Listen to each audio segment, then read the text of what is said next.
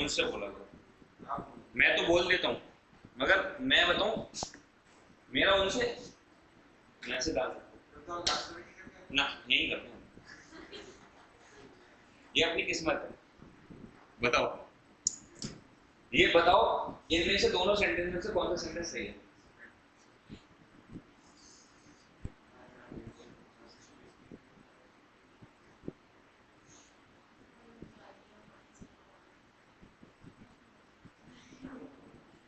अच्छा, एक सेंटेंस ये है, मैं कल 2 बजे स्कूल पहुंच चुकी थी।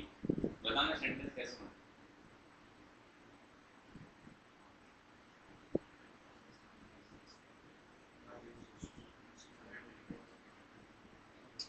I reached school yesterday at 2 p.m. Head आएगा नहीं? I had reached the school at 2 p.m. मैं कल 2 बजे स्कूल पहुंच चुकी थी। I reached school eight 2 PM yesterday. आपको पता है यस्टरडे लास्ट में क्यों आएगा? क्योंकि सबसे पहले बड़ा टाइम, फिर छोटा टाइम, फिर बड़ा टाइम, सीक्वेंस सही होगा। या फिर इस सेंटेंस को ऐसे बना रहा है कोई स्टूडेंट, कैसे? I had reached school eight 2 PM yesterday. आपको बताना इसमें से कौन सा ट्रांसलेशन सही है। अगर हिंदी ये हो कि कल मैं 2 बजे तक स्कूल पहुंच चुकी।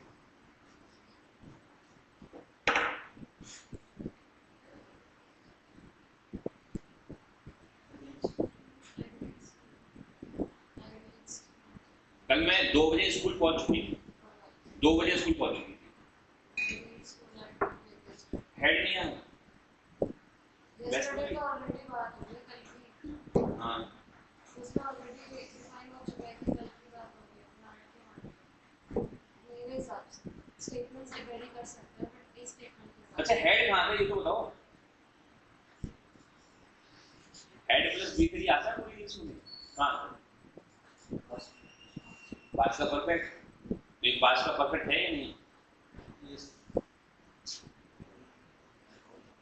संकल्प बता।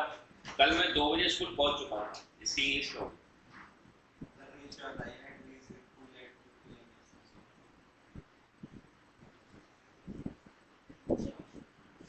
नीचे वाला क्वेश्चन, नीचे वाला बोलो ना आंसर। ट्रांसलेशन, नीचे वाला ट्रांसलेशन सही होगा ना? ट्रांसलेशन वर्ड कौन यूज करेगा बताओ?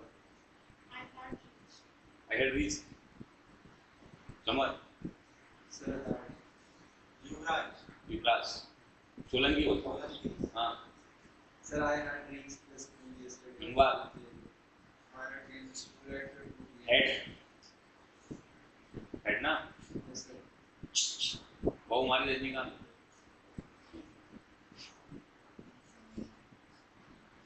हाँ अच्छा, कनिष्का नाम है। ओ कनिष्का आंसर क्या है? कमड़िया है क्या आंसर?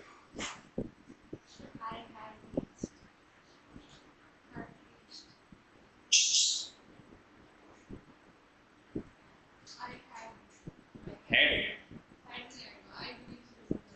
रीच्ड। हेड कहाँ था?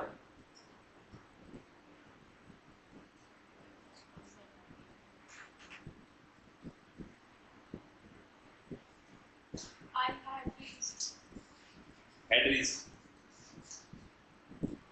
ठीक है, छोटा वो लगाओ बताओ।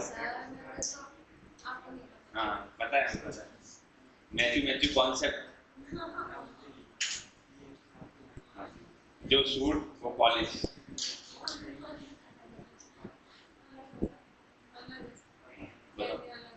अलग है। बहुत गौर कर रही है, जिन पे करना चाहिए उन पे नहीं कर रही हो। बताओ हेड कब आता है?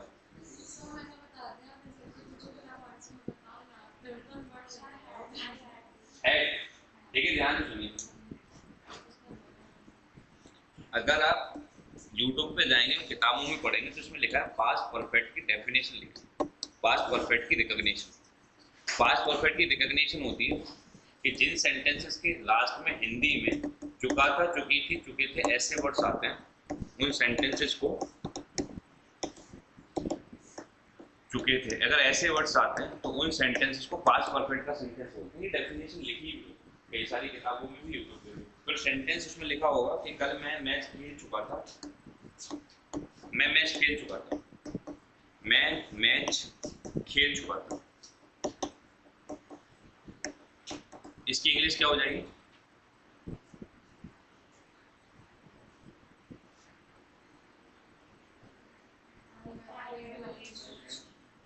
आई हैड प्लेड मैच, मैं मैच खेल चुका था, क्या हो जाएगी? आई हैड प्लेड मैच, बोलो ना। क्योंकि पास्ट परफेक्ट का रूल होता है कि ये तो उसकी रिकॉग्निशन होती है, पहचान होता है कि सब्जेक्ट लगाते हैं, फिर उसके बाद हेड लगाते हैं, फिर वर्ब की थर्ड फॉर्म लगाते हैं, फिर ऑब्जेक्ट लगाते हैं, फिर ईटीसी लगाते हैं। ये पास्ट परफेक्ट का रूल होता है। तो उस हिसाब से पास्ट परफेक्ट के रूल के हिसाब से ट्रांसलेशन तो यही बनेगा।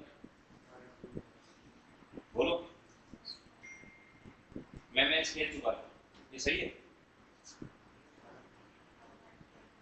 सही है ना?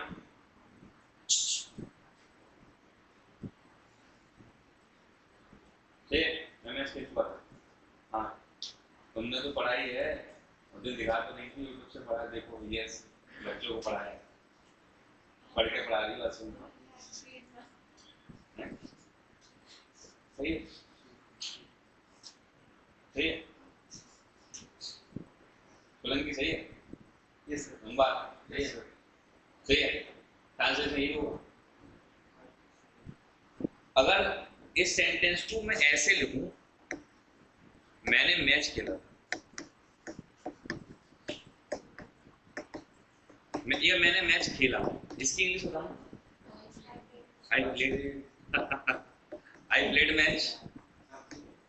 अब तुम्हारा दिमाग घूमेगा कि पास्ट के इंडेफिनिट में आ ई ए आता है, खाती थे, और पास्ट परफेक्ट में चुका था, चुकी थी आता है, तो चुका था, चुकी थी आता है, तो हेड लगा दो, आ ई आता है, तो वर्ब की सेकंड।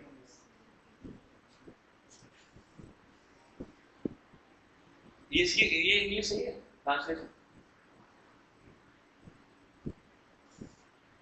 ये सही है, इसकी ट्रांसलेशन ये और इसकी ट्रांसलेशन ये।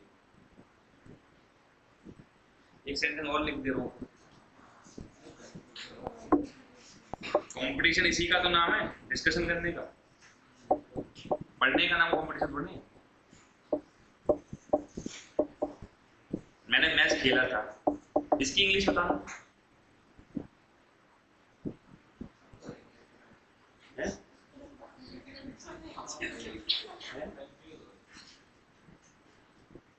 पढ़ा लिखा आदमी कंफ्यूज होता है, हिंदू आदमी कंफ्यूज नहीं होता, उसके लिए तो सब कुछ बराबर ही है। कंफ्यूजन हो रहा है, इसका मतलब कुछ समझने की कोशिश की जा रही है। कंफ्यूजन नहीं हो रहा तो सोचने में कुछ समझने की कोशिश नहीं की जा रही, क्योंकि कंफ्यूजन समझने का दूसरा सबसे बड़ा बैरियर कंफ्यूजन है, समझने के रास्ते में। इसकी इंग्लिश क्या बनाऊं है? अरे बोलो ना, इसकी इंग्लिश क्या होगी? आई हैड प्लेड, ये वाली है ना? बता संजू, उसकी इंग्लिश क्या होगी? ये वाली, हाँ सोलंकी, इंग्लिश क्या होगी इसकी? ये भाई इसकी किसकी? मैंने मैच खेला था,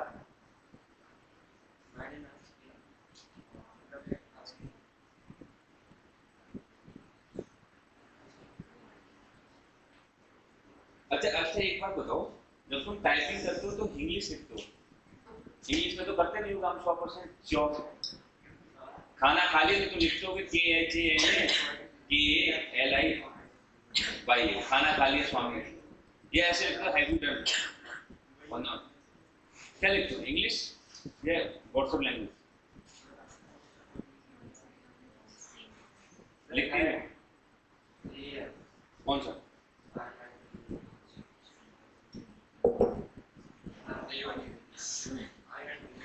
फर्क नाम बताना, फर्क पनव, बताओ पनव भाई। आगे पीछे सरनेम क्या है? श्रीवास्तव। श्रीवास्तव ठीक है, श्रीवास्तव जी ठीक। बताओ बताओ इसका।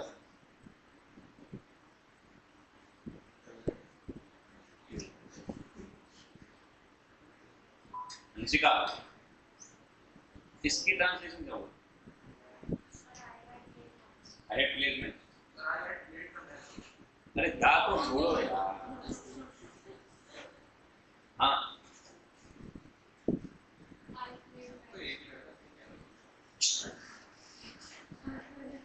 अभी तक कोशिश नहीं कर रही। लिप बाम,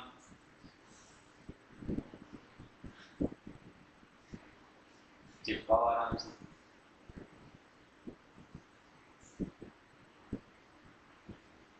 शो ऑफ में कोई कमी नहीं आना चाहिए, पढ़ाई में आने चलेगी।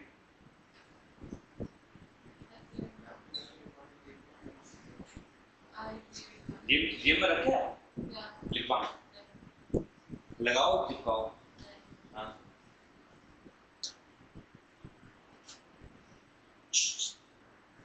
अब देखो ध्यान से, दो कॉन्सेप्ट हैं। जिंदा गलत पढ़ा है, यूट्यूब पे 100% गलत पढ़ा है, और 11th-12th तक की किताबों में 100% गलत है, गारंटेड है। ऑन पेपर लिख के बोलो। उसकी वजह है कि जितनी भी इंडियन किताबें लिखो वो इंडियन ऑथर में लिखो। हम कंपटीशन पढ़ते हैं और कंपटीशन में एरर निकालने को आते हैं। वहाँ पे एरर नहीं आना है, वहाँ पर सिर्फ क्या करना है, पढ़ के आगे फॉरवर्ड करना है। यहाँ एरर निकालना है, एरर निकालने का मतलब इन डेप्थ जाके आपको नॉलेज होना चाहिए, तब एरर निकालना है। यहाँ पे एरर निकालने का मतलब आपको ऐसे निकालना है कि बताओ ए पार्ट में एरर है, बी पार्ट में एरर है, सी पार्ट में एरर है, ऐसे निकालना। एरर निकालने के लिए इन डेप्थ नॉलेज होना चाहिए, तभी एरर निकाल सकते हैं। तो देखो इसका इन डेप्थ क्या है, क्या गलत पड़ा है। डेफिनेशन ही बिल्कुल सही है, ये डेफिनेशन सही है, मगर इस डेफिनेशन को अप्लाई करने में बहुत फर्क है। जो पास्ट इंडेफिनिट सेंटेंस होता है, पास्ट इंडेफिनिट,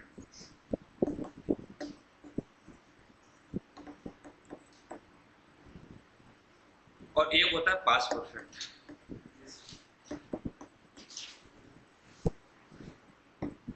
अगर आप इस पर मैं दोबारा पेज पे लौट जाऊंगा, अगर आप ये लाइन पढ़ोगे, टाइमलाइन, टाइमलाइन थोड़ा अच्छा कॉन्सेप्ट है, इसलिए मैं खुद भी सीरियस होकर पढ़ा रहा हूँ।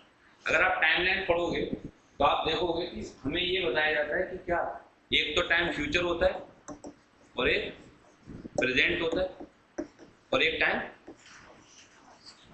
पास्ट होता है। आपको पता है कंपटीशन में कितने टाइम हो जाते हैं? 4, पास्ट और पास्ट। कंपटीशन में हम पास्ट और पास्ट में पढ़ते हैं, ये कंपटीशन का एक अलग नया एक फॉर्मेट है।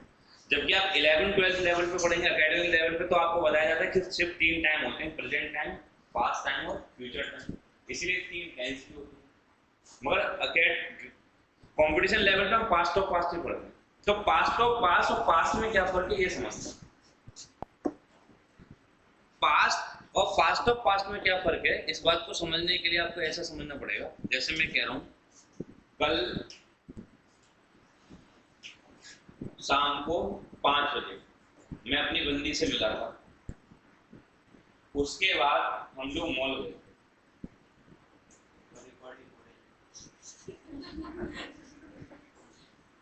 कल शाम को 5 बजे मैं अपनी बंदी से मिला था, उसके बाद हम मॉल गए। अब बताओ कौन सी घटना पहले हुई है? पहले मैं मॉल मिला था 5 बजे, फिर मॉल गया था, और 7 बजे मैंने उसको एक वॉच खरीदवाई थी। सही है? तो अगर आज से, ये बात अभी बता रहा हूँ, अभी से अगर तुम पीछे चलो तो कौन सी घटना पहले आएगी, मॉल जाने वाली या मिलने वाली? फिर से ध्यान सोचो, दो, चलो 3 एग्जाम्पल हटा दो, दो ही ले लेते। कल मैं 7 बजे अपनी बंदी से मिला था 5 बजे, और 7 बजे मैंने फिनिक्स मॉल में उसको घड़ी खरीदवाई थी। 2 ही स्टेटमेंट बोल रहा हूँ। अब आज से पीछे चलो तो कौन सी घटना पहले आएगी? घड़ी खरीदवाई थी मॉल में 7 बजे, मिला कब तक? तो अगर मैं प्रेजेंट से पीछे चलूंगा, प्रेजेंट से पीछे, यहाँ से ये प्रेजेंट अभी हम लोग बोल रहे हैं। अभी जब मैं पीछे चलूंगा तो पहले पास्ट आएगा फिर पास्ट ऑफ पास्ट। दोनों घटना पास्ट में हुई है क्योंकि दोनों घटना कल की हैं। सर तो पहले करके घड़ी चलाना रहेगा। एक जनरल बात अभी सुनो तो बता, दोनों ही घटना पास्ट में हुई है और दोनों ही घटना किसकी हैं? पास्ट की हैं, क्योंकि कल की बात बता रहा हूं। मगर पास्ट में भी एक पास्ट पीछे वाला है और एक पास्ट उसके बाद वाला पास्ट है, ये समझ। तो अगर मैं आज से पीछे चलूंगा तो 7 बजे मैंने उसको घड़ी खरीदवाई थी, ये पास्ट है। 5 बजे मैं उससे मिला था, ये भी पास्ट है। मगर 7 बजे मैंने घड़ी खरीदवाई थी, ये पास्ट है, और मैं मिला था तो पास्ट ऑफ पास्ट है। ये फर्क, जो 5 मिनट में पास वो पास्ट ऑफ पास्ट, ये फर्क होता है पास्ट में और पास्ट ऑफ पास्ट। पापा के ऑफिस जाने के बाद हमने पीना शुरू कर दी थी, तो बताओ कौन सी घटना पास्ट ऑफ पास्ट है, कौन सी घटना पास्ट? के बाद पास ऑफ पास पीना पास्ट। मान लो पापा गए 8 बजे, हमने पीना शुरू करी 9 बजे, तो आज से अगर मैं पीछे चलूं तो मैंने जो पीना शुरू करी वो पास्ट है, जो पापा गए हैं वो पास्ट ऑफ पास्ट। एग्जैक्टली। 2023 में मैं मुंबई में इंटरनेशनल कॉल सेंटर में काम कर रहा था। उससे पहले मैंने एसबीआई में काम किया था। एसबीआई में काम किया था, पास्ट ऑफ पास्ट 2023 पास्ट। इसका मतलब तुम्हें कुछ बात समझ में आ रही है कि पास्ट ऑफ पास्ट कभी भी इंडिविजुअल नहीं बोला जा सकता। पास्ट ऑफ पास्ट बोलने के लिए बहुत जरूरी है कि पहले पास्ट में बोला, 2 सेंटेंस एग्जैक्टली।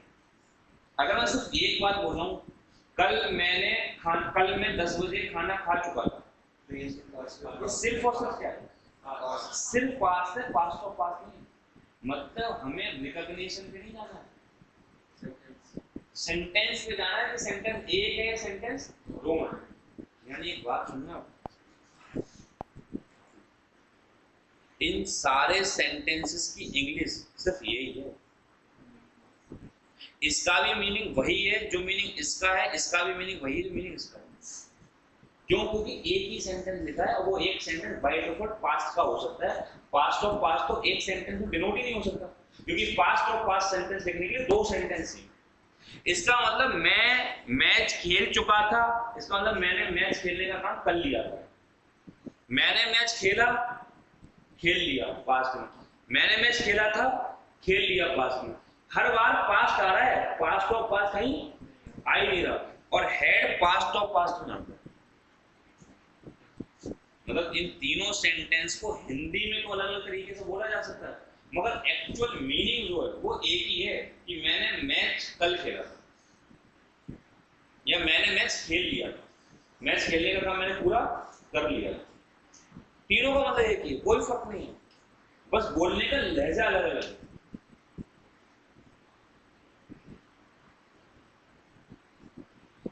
जैसे मैंने कल खाना खाया था, अब मैं बोलूं मैंने खाना खाया था कल, दोनों का सेंस एक ही, अलग अलग मीनिंग सेम है मगर वर्ड अलग अलग हो रहे हैं। मैंने कल खाना खाया था, मैंने खाना खाया था कल, बात तो एक ही है, वर्ड से आगे पीछे होगा मगर एक्चुअल थीम जो है, एक्चुअल मीनिंग वो एक ही है। इसका मतलब मैं मैच खेल चुका था का मतलब है कि मैंने काम खत्म कर लिया पास्ट में, किसका? मैच खेलने का। मैंने मैच खेला मतलब अभी भी पास्ट में मैंने मैच खेल लिया, और इसका भी मतलब एक ही है। इसका मतलब अगर एक सेंटेंस लिखा है उसके पीछे चुका था चुकी थी लिखा हो, खाती थी लिखा हो, आई ये लिखा हो, डजंट मीन अगर एक सेंटेंस लिखा है तो हर कीमत पे वो पास्ट के इंडेफिनिट में लिखा जाता है, पास्ट के परफेक्ट में लिखा है। यानी कि अगर एक सेंटेंस लिखा है उसमें हेड लिखा है तो वो 100% गलत है।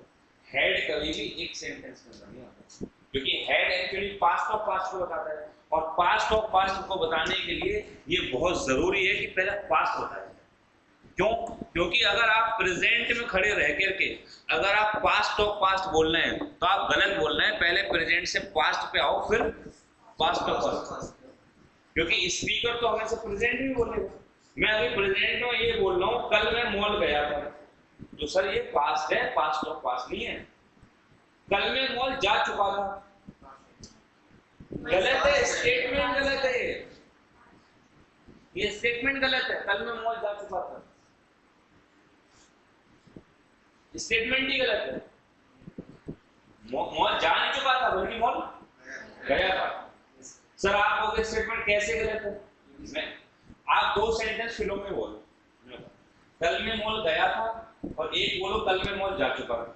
फिलो में बोलो, कल मैं मॉल गया था, कल मैं मॉल जा चुका था। फिलो में बोलो, कल मैं मॉल जा चुका था। नहीं गलत नहीं, कल मैं मॉल जा चुका था। तुम देखोगे ऐसा फीलिंग आएगी कि इससे बात फिर कुछ रह गया, एग्जैक्टली कुछ रह गया ऐसी फीलिंग। तुम बोल के देखो कल मैं मॉल जा चुका था, फिलो में बोल के देखो कल मैं मॉल जा चुका था। सामने वाले ये पूछेगा या तो उससे पहले कुछ हुआ होगा, ये उसके कहना क्या चाह रहे हो। आप सोचो, फिलो में बोल के देखो भाई कल मैं मॉल जा चुका था, क्या नहीं क्या करने नहीं, मतलब या तो इससे पहले कुछ, जैसे मैं कह रहा हूँ उसको छोड़ने के बाद कल मैं मॉल जा चुका था, या उसके पहुंचने के बाद कल मैं मॉल जा चुका था, इसको पीटने के बाद कल मैं पी चुका था। कुछ भी तो होगा ना एक साथ। अब मैं बोल रहा हूँ कल मैं मॉल गया था, कंप्लीट है, कल मैं मॉल गया था, कंप्लीट है। समझ गया, मैं कल मॉल गया था। अब तुम ये नहीं पूछो कि तो या क्या। अब तुम अगर पूछो कल मैं मॉल जा चुका था, ऑब्वियसली बात है ये इनकम्प्लीट है, ऐसा शो कर रहा है ये कंप्लीट सेंटेंस नहीं है। कल मैं खाना खा चुका था, कुछ है जो मिसिंग है, नहीं मिला। ये फ्लो में सर ये चीज ना मैं स्पेशली बता रहा हूँ क्योंकि मैंने बोला था ये गलत पढ़ाया है, यूट्यूब पे भी गलत पढ़ाया, किताबों में भी गलत है। कॉम्पिटिशन वाले ठीक पढ़ा ना, मैं नहीं, जितना जो लोग कॉम्पिटिशन पढ़ा रहे हैं अच्छे फैकल्टी वो सब सही पढ़ा, मगर ये गलत इसलिए गलत लोगों ने पढ़ा के क्या करा, फितूर तो पैदा कर दिया। चुका था, चुकी थी, चुके थे आ जाए तो हेड लगा दो, और था थी थे आ जाए तो वर्ब की सेकंड फॉर्म लगा दो, आई आ जाए तो वर्ब की सेकंड फॉर्म लगा दो, मगर एक्चुअल में है नहीं।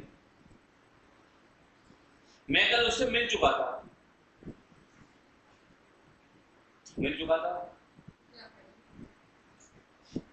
कल मैं उससे मिला था, सही। अब तुम नहीं पूछोगे। अगर मैं कह रहा हूं कल मैं उससे मिल चुका था तो जरूर पूछोगे फिर क्या है, अजीब बैठ रहा है ये सेंटेंस। मगर इसको ट्रांसलेट करने वाले ट्रांसलेट कर दिया ना, यस हेड लगा तो बन जाएगा। अरे गलत सेंटेंस है, बन कैसे जाएगा ये?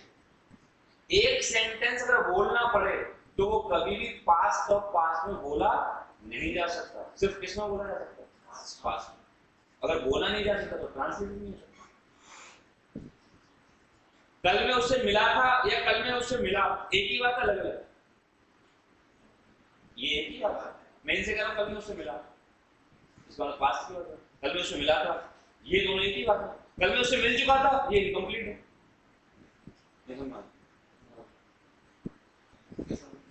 इसका मतलब एक बात समझ में आ रही है कि सर पास्ट इंडेफिनिट का मतलब होता है पास्ट टेंस या पास्ट इंडेफिनिट किसको दिखाता है, पास्ट को। और पास्ट परफेक्ट किसको दिखाता है, पास्ट ऑफ पास्ट। ये फर्क होता है पास्ट परफेक्ट में और पास्ट के इंडेफिनिट। और पास्ट ऑफ पास्ट को दिखाने के लिए कभी भी एक सेंटेंस का इस्तेमाल नहीं होता। यानी अगर मैं आप लोगों से ये कह रहा हूं कि एक सेंटेंस लिखा है और सर बताओ इस सेंटेंस में क्या स्टोर, क्या एरर है। I had taken a bath. आपसे अगर मैं पूछूं इसमें क्या एरर है तो बताओ क्या एरर है। हैड नहीं है, क्योंकि इंडिविजुअल एक सेंटेंस लिखा है तो वो कभी भी पास्ट परफेक्ट में नहीं बन सकता, और पास्ट परफेक्ट में हेड आता है। इसका मतलब सर हेड से मत बनाओ, इसको सीधे बनाओ, आई टुक अ बाथ, मैं नहाया था। अगर हेड लिख दो इसका हिंदी सेंस आएगी मैं नहा चुका था। फिर क्या, क्योंकि हेड का सेंस चुका था, चुकी थी सेंस वहां पे। और इंडिविजुअल सेंटेंस में चुका था चुकी थी लगाने का मतलब क्या है? Incomplete sense.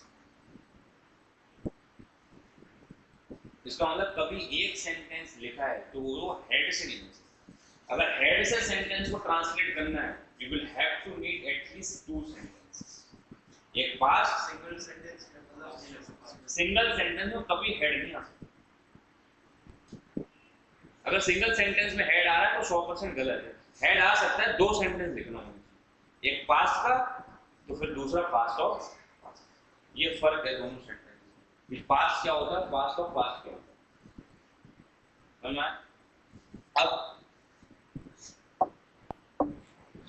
कुछ ऐसे वर्ड्स हैं जो ये तय करते हैं कि कोई घटना पहले हुई है कोई घटना बाद में हुई।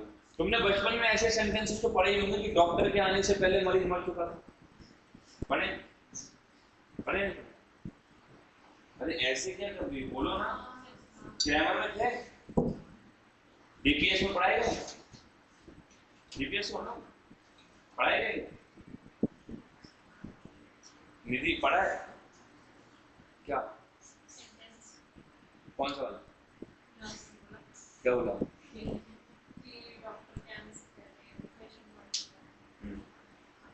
ऐसे सेंटेंस पढ़ा? ऐसे सेंटेंस पास्ट परफेक्ट का है। क्यों?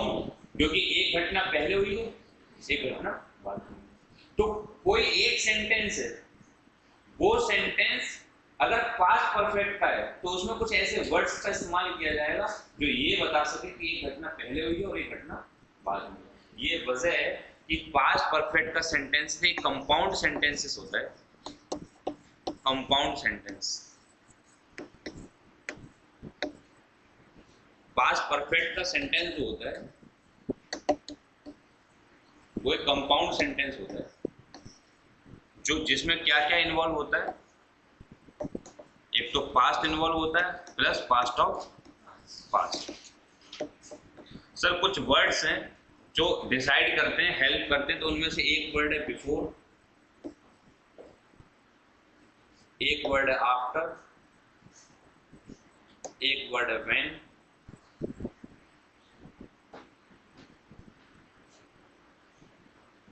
ये हमारे कुछ ऐसे वर्ड्स हैं जो इस बात को डिसाइड करते हैं कि कौन सा टेंस पास्ट में होगा, कौन सा टेंस पास्ट ऑफ पास्ट में होगा। तो एक्चुअल में इस टेंस को ट्रांसलेट करने का तरीका क्या होता है? जब सेंटेंस में पहले आए तो अलग अलग ट्रांसलेशन होता है। अगर सेंटेंस के में पहले वर्ड का इस्तेमाल हो रहा है हिंदी सेंटेंस में, और इंग्लिश में अगर बिफोर वर्ड का इस्तेमाल हो रहा है, तो रूल क्या हो जाता है वो देखना है। जैसे एग्जाम्पल है, डॉक्टर के आने से पहले मरीज मर चुका था।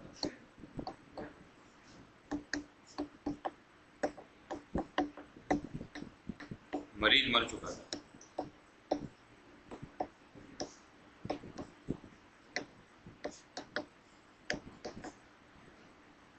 फिर डॉक्टर के आने से पहले मरीज मर चुका था, तो बताओ पहले कौन सी घटना हुई है?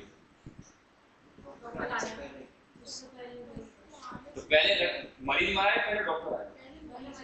पहले मरीज मरा, पहले मरीज मरा है तो पास्ट ऑफ पास्ट, डॉक्टर आया पास्ट। तो ट्रांसलेट पहले पास्ट ऑफ पास्ट करते हैं फिर पास्ट करते हैं, ठीक? तो मरीज मर चुका था, ये वाला सेंटेंस पहले ट्रांसलेट होगा। तो द पेशेंट हैड डाइड। क्यों? पास्ट ऑफ पास्ट में हैड आता है। और मरीज कब आया है? पास्ट में। और पास्ट में आता है पास्ट का इंडेफिनिट, और पास्ट के इंडेफिनिट में आता है वर्ब की सेकंड फॉर्म। तो बिफोर डॉक्टर केम, यानी दिमाग घूमेगा कि एक ही सेंटेंस है और 2 टेंस का यूज किया है। यानी कि क्या लॉ आया है? अगर सेंटेंस में पहले या बिफोर लिखा हो तो ट्रांसलेशन करते हैं कि पहले सब्जेक्ट लिखते हैं, फिर हेड लिखते हैं, फिर वर्ब की थर्ड फॉर्म लिखते हैं, फिर ऑब्जेक्ट लिखते हैं, फिर बिफोर कंजंक्शन लिखते हैं, बिफोर एक कंजंक्शन हो, और बिफोर के बाद फिर से सब्जेक्ट लिखते हैं, और फिर से वर्ब की सेकंड फॉर्म लिखते हैं, फिर से ऑब्जेक्ट लिखते हैं। ये रूल है अगर सेंटेंस में कौन सा वर्ड आ जाए, पहले या बाद। अगर पहले, अगर सेंटेंस में पहले वर्ड का इस्तेमाल हो जाए तो सेंटेंस को ट्रांसलेट करने का तरीका ये होता है। शॉर्ट में अगर मैं बोलूँ तो पहला पार्ट किसमें ट्रांसलेट होता है? पास्ट के परफेक्ट में, और बिफोर आने के बाद जो पास्ट बच गया वो किस में ट्रांसलेट होता है? पास्ट के इंडेफिनिट।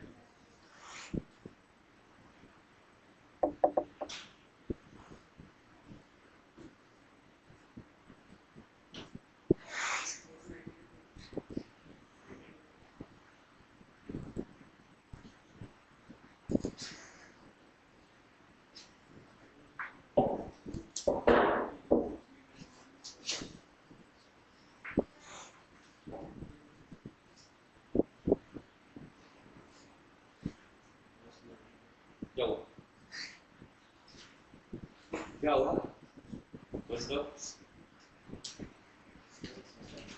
आगे क्या है?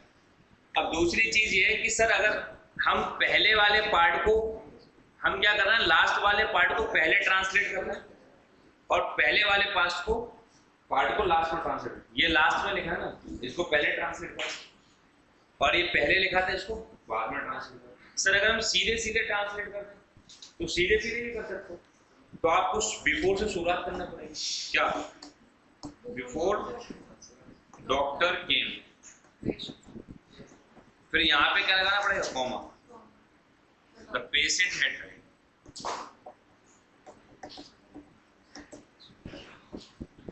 कोई एरर नहीं, दोनों सेंटेंस सही है।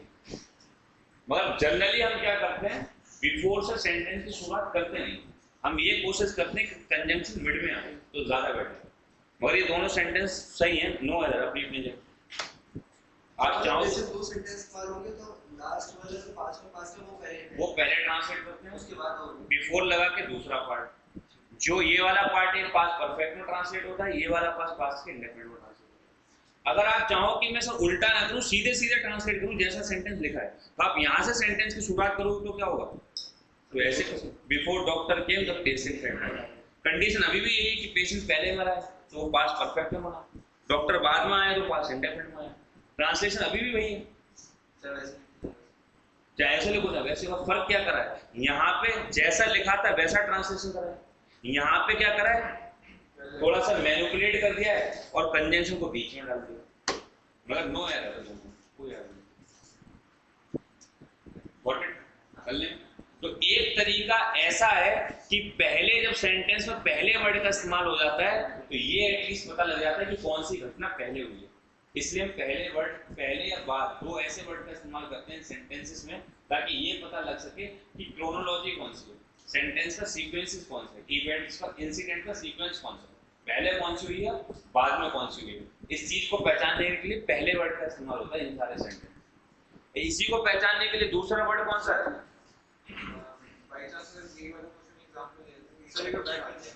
ये वाला क्वेश्चन क्या करना है एग्जाम में आता है, ठीक है, सेकंड वाला फोटो फर्स्ट में एरर निकालना है, नो एरर, क्या है सही है।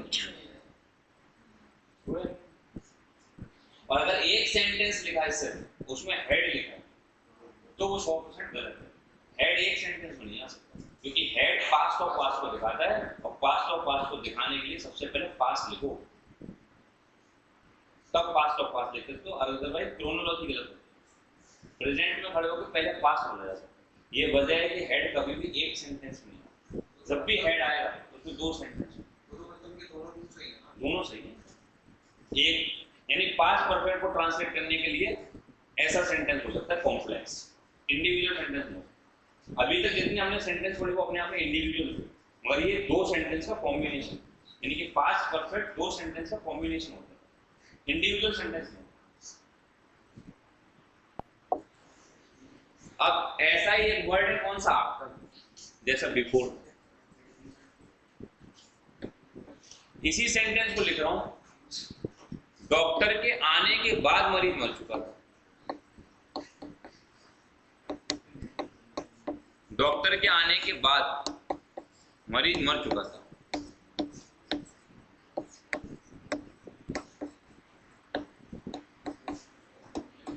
अब बताओ कौन सी घटना पहले हुई है?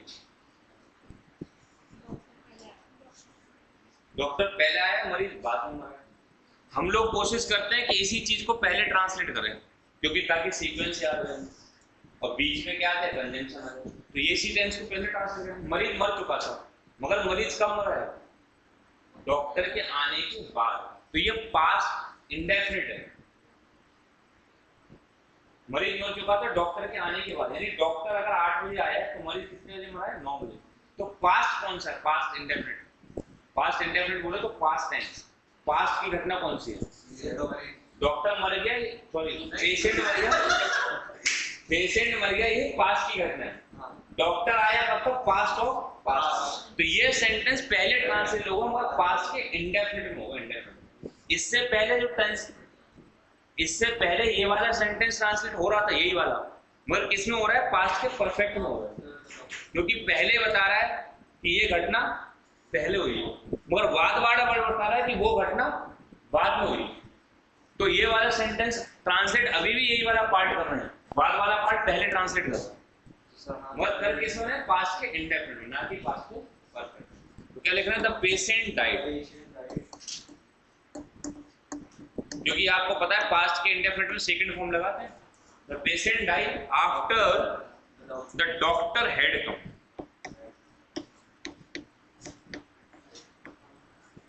डॉक्टर के आने के बाद मरीज मरा।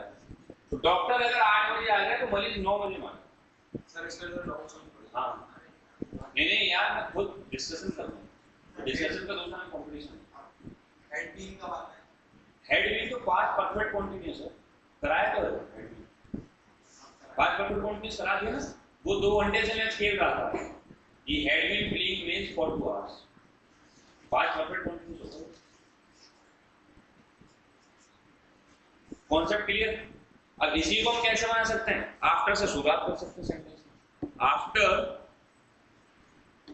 the doctor had come, doctor के आने के बाद patient had died, patient died, मरीज मर गया। दोनों ठीक है, बस फर्क क्या करा है? यहाँ पे कंजंक्शन से शुरुआत कर दी है, यहाँ कंजंक्शन को मिड में डाल दिया। दोनों का सेम मीनिंग है, दोनों का सेम मीनिंग है। ऊपर वाले सेंटेंस का दोनों का हिंदी सेंटेंस की सेम मीनिंग। एक बार शुरुआत कर दी कंजंक्शन से, एक बार कंजंक्शन को मिड में डाल दिया। यानी कि ये 2 वर्ड्स हैं जो बहुत हेल्प करते हैं पास्ट परफेक्ट को ट्रांसलेट करने में। अगर इन 2 वर्ड्स को हटा दो तो पता ही नहीं लगेगा कि कौन सी घटना पहले हुई, कौन सी बाद में हुई, और नहीं पता लगेगा तो पास्ट परफेक्ट को बनाना इम्पॉसिबल। ये मजबूरी है कि बिफोर और आफ्टर इन सेंटेंस में आते हैं।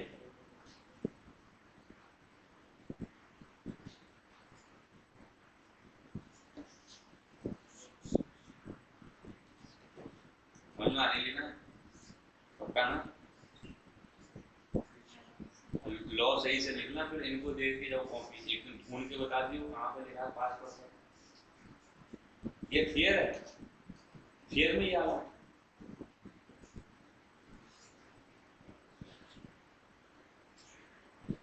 स्केल लेके बैठी हो, क्या बात है? बड़ा नाप तोल के बना रही हो, तमीज कह रही तमीज से बना रही। ये नहीं कह रही कि प्रॉपर सीख से बना रही, कह रही तमीज से बना रही। और ये सारे बेवड़े हैं, ये बदतमीजी से बना रहे भाई। तमीज कोई चीटिंग होगी, दिल पे नहीं लेना, हाथों पे लो। कर लिया? एक वर्ड होता है व्हेन। व्हेन भी एक ऐसा वर्ड होता है जो पास्ट और पास्ट परफेक्ट को अलग अलग करने में हेल्प करता है। व्हेन भी एक ऐसा वर्ड होता है। कैसे? जब मैं स्कूल पहुंचा तो घंटी बज चुकी थी।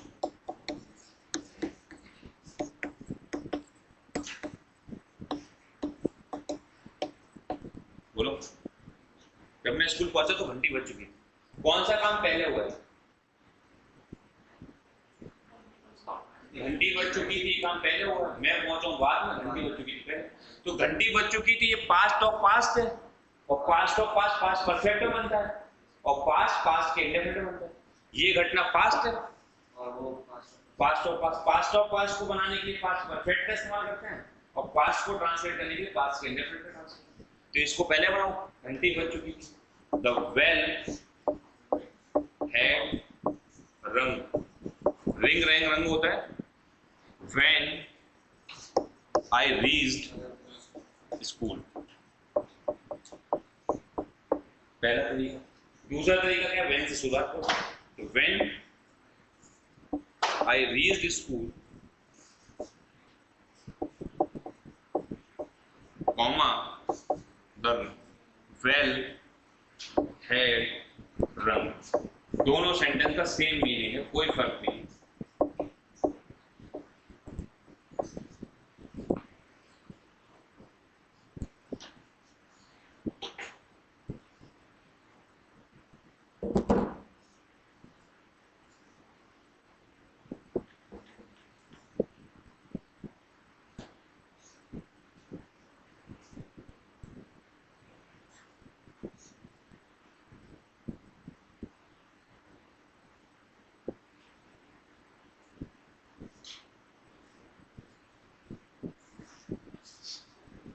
ठीक, इसका मतलब हमने पास्ट परफेक्ट को पूरी तरीके से सीख लिया। अब मैं आपको एरर दे रहा हूं और आपको बताना उन एरर्स में क्या सीक्वेंसिंग क्या गलत है और हम क्या सही कर सकते हैं, ताकि ये कॉन्सेप्ट एकदम से क्लियर हो। बिना एरर निकाले आपको क्लियर नहीं होगा चाहिए। एरर निकाल के गलती होती तो ऐसा होता तो ओ माय गॉड यहाँ पे हम गलत थे।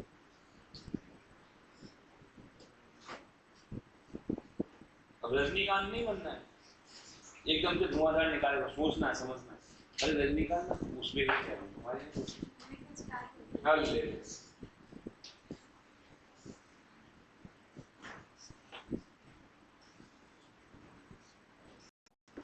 और उन एरर्स को बताना है कि इसके हिसाब से कौन सी चीज सही है। अगर मोटी मोटी हम बात सीखें तो हमने ये सीखा है कि जब भी बिफोर वर्ड का इस्तेमाल होता है सेंटेंस के अंदर, तो बिफोर से पहले जो भी चीज लिखी जाती है वो होता है हैड प्लस B3, और बिफोर के बाद जो चीज आती है वो होती है B2, बल्कि सेकंड। मतलब बिफोर के बाद जो चीज लिखी जाती है वो पास्ट का इंडेफिनिट टेंस होता है, अगर मैं इसको बाइंड अप करूं शॉर्ट में। और बिफोर से पहले जो भी चीज लिखी जाती है वो पास्ट परफेक्ट होता है, और आपको पास्ट परफेक्ट का रूल पता है। अगर हम आफ्टर की बात करें तो आपको पता है आफ्टर के बाद जो भी कुछ लिखा जाता है वो हैड प्लस B3 की फॉर्म में होता है, और आफ्टर से पहले जो लिखा जाता है वो B2 होता है। यानी आफ्टर के बाद जो चीज लिखी जाती है वो होता है पास्ट का परफेक्ट, और आफ्टर से पहले जो चीज लिखी जाती है वो होती है पास्ट का इंडेफिनिट।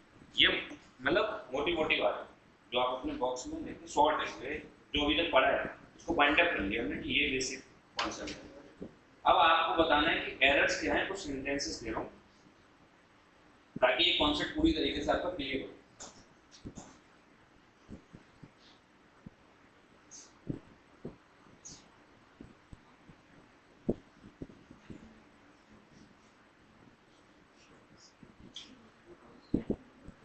लिखूं एरर्स, ये लिख लो, ये मेन कॉन्सेप्ट ही लिख लो, इसी पे काम शॉर्ट में लिख लो, ये रूल फॉलो होगा।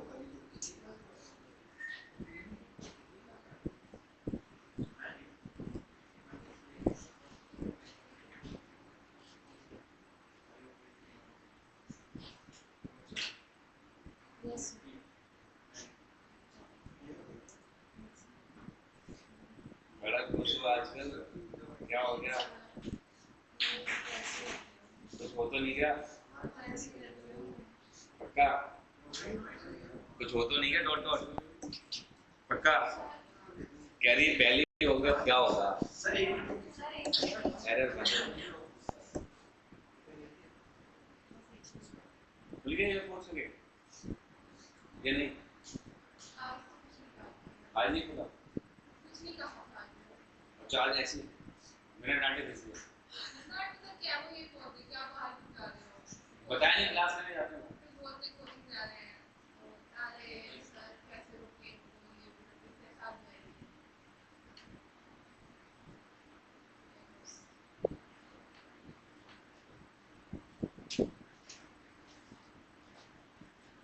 लिख लिया? चलें देखिए, एरर 1 लिख रहा हूँ। ही हैड हैंग, पेपर क्या है ना सही है, he had hang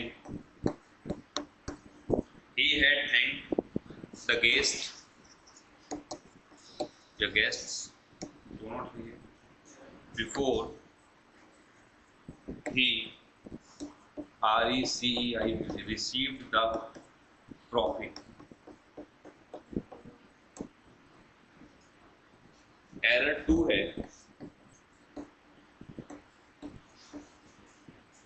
Monika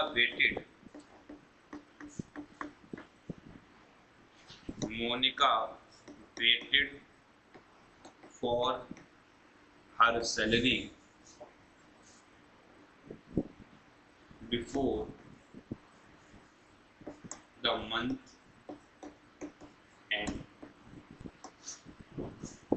ended। तीसरा एरर है, the policeman issued a ticket after he had crossed the red signal।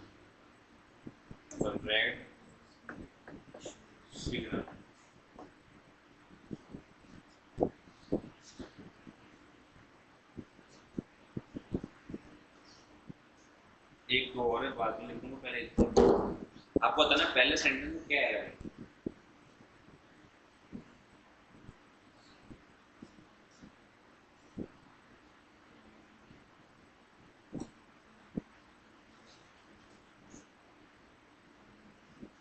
Kanishka बताएंगी, the best student of the class, the raw guys.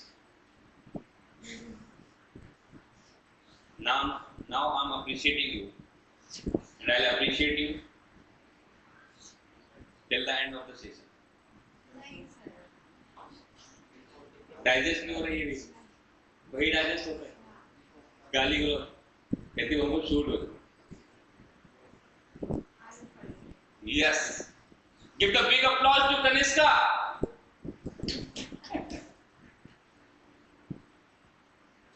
बताओ भाई, पहले सेंटेंस क्या है?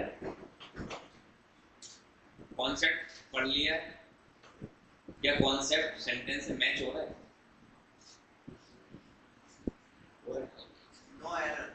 No error.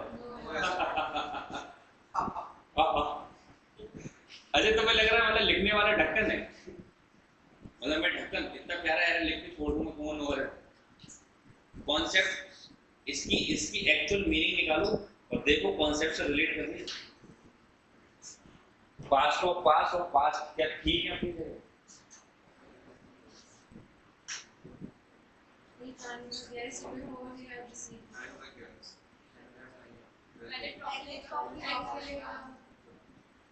अब समझ में आया?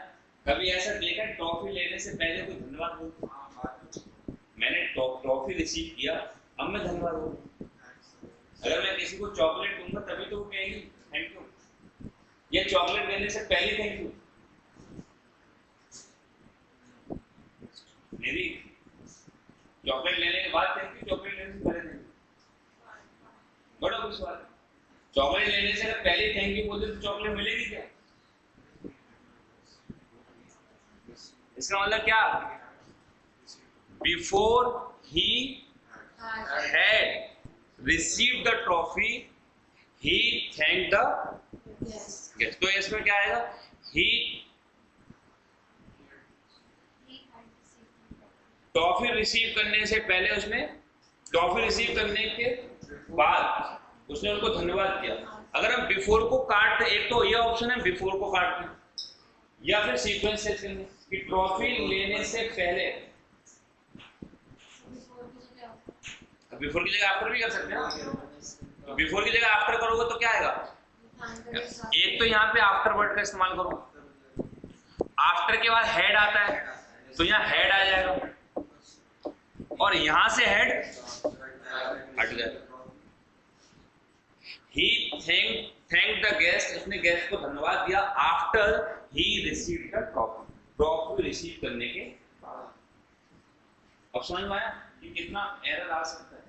सर पास्ट परफेक्ट में एरर निकालना सच में एक बड़ी बात है, क्योंकि लास्ट टाइम से पूरी इंग्लिश क्योंकि इतना ज्यादा कॉम्प्लिकेटेड है। आगे बताओ। Monica waited for the salary after the month end, for the month end. बताओ। Admitted.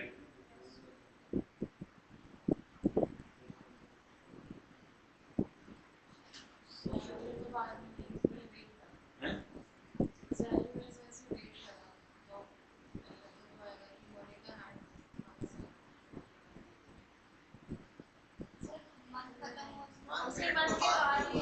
हैं?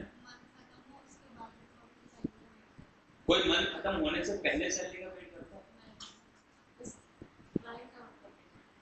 इसका मतलब आप यहाँ पे बिफोर सही नहीं है, after the month had ended, और यहाँ से क्या काटो, यहाँ सही है, हैड लिखा ही। Monica waited for salary after the month had ended, महीना खत्म होने के बाद उसने अपनी सैलरी का इंतजार किया। तो बट ऑब्वियस बात है, महीना खत्म होने से पहले सैलरी का इंतजार कौन करता है?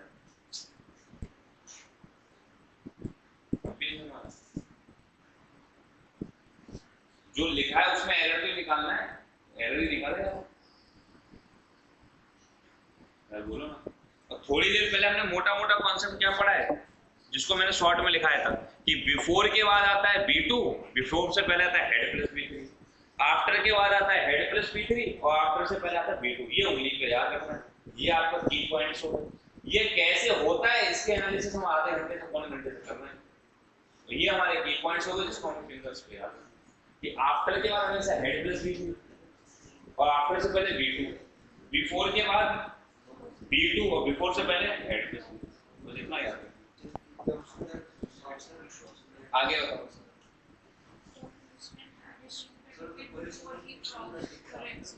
बताओ।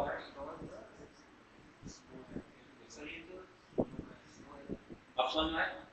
नो एरर कहने के लिए तुम्हारा कॉन्फिडेंस यहाँ आया।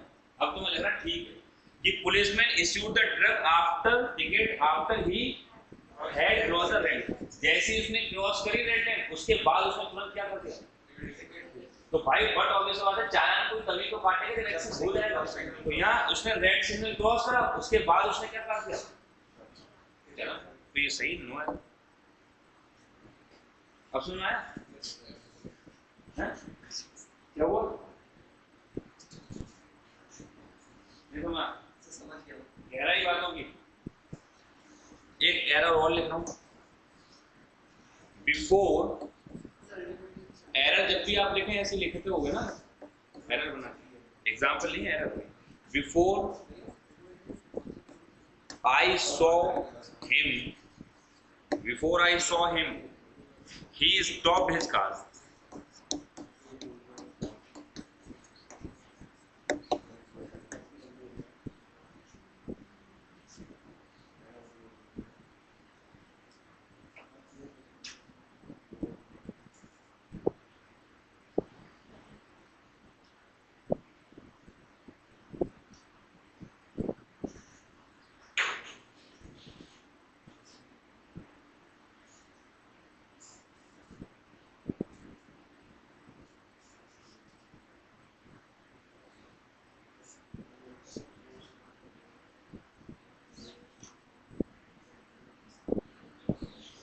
हो गया?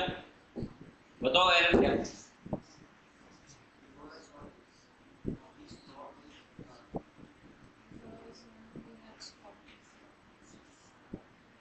मेरे उसे देखने से पहले उसने कार रोक दी थी।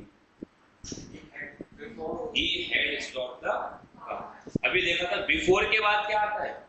B2, बिफोर से पहले B2 हेड प्लस B3, तो हेड प्लस B3 की कमी थी। बिफोर के बाद तो हेड सही है, बिफोर के बाद B2 ठीक है, बिफोर के बाद B2 ठीक है ना, मगर उसके अगले वाले पार्ट में क्या आता है? हेड प्लस B2, तो हेड मिसिंग है। अब भी लिखूंगा, एक जगह बिफोर आएगा, बिफोर के बाद हमेशा B2 आता है, जो पार्ट बच गया उसमें क्या आएगा? Head plus B2। आफ्टर के बाद क्या आता है? हेड प्लस B2, तो जो बच गया पार्ट उसमें B2। ये पूरा हेड का कॉन्सेप्ट क्लियर हुआ कि एक्चुअल में हेड इंग्लिश में कहाँ यूज है? Head plus B2। Past perfect का इस्तेमाल कैसे करें। अब एक अभी आप लोगों ने पढ़ा कि इंडिविजुअल सेंटेंस में अगर हेड लिखा है तो वो गलत है 100%, मगर अगर इंडिविजुअल सेंटेंस में हेड लिखा है तो एक कंडीशन में वो ठीक होता है। किस कंडीशन में ठीक होता है वो सीख रहा है। तो यहाँ पे लिखा है आई, लिखना नहीं समझना, I had already heard this news,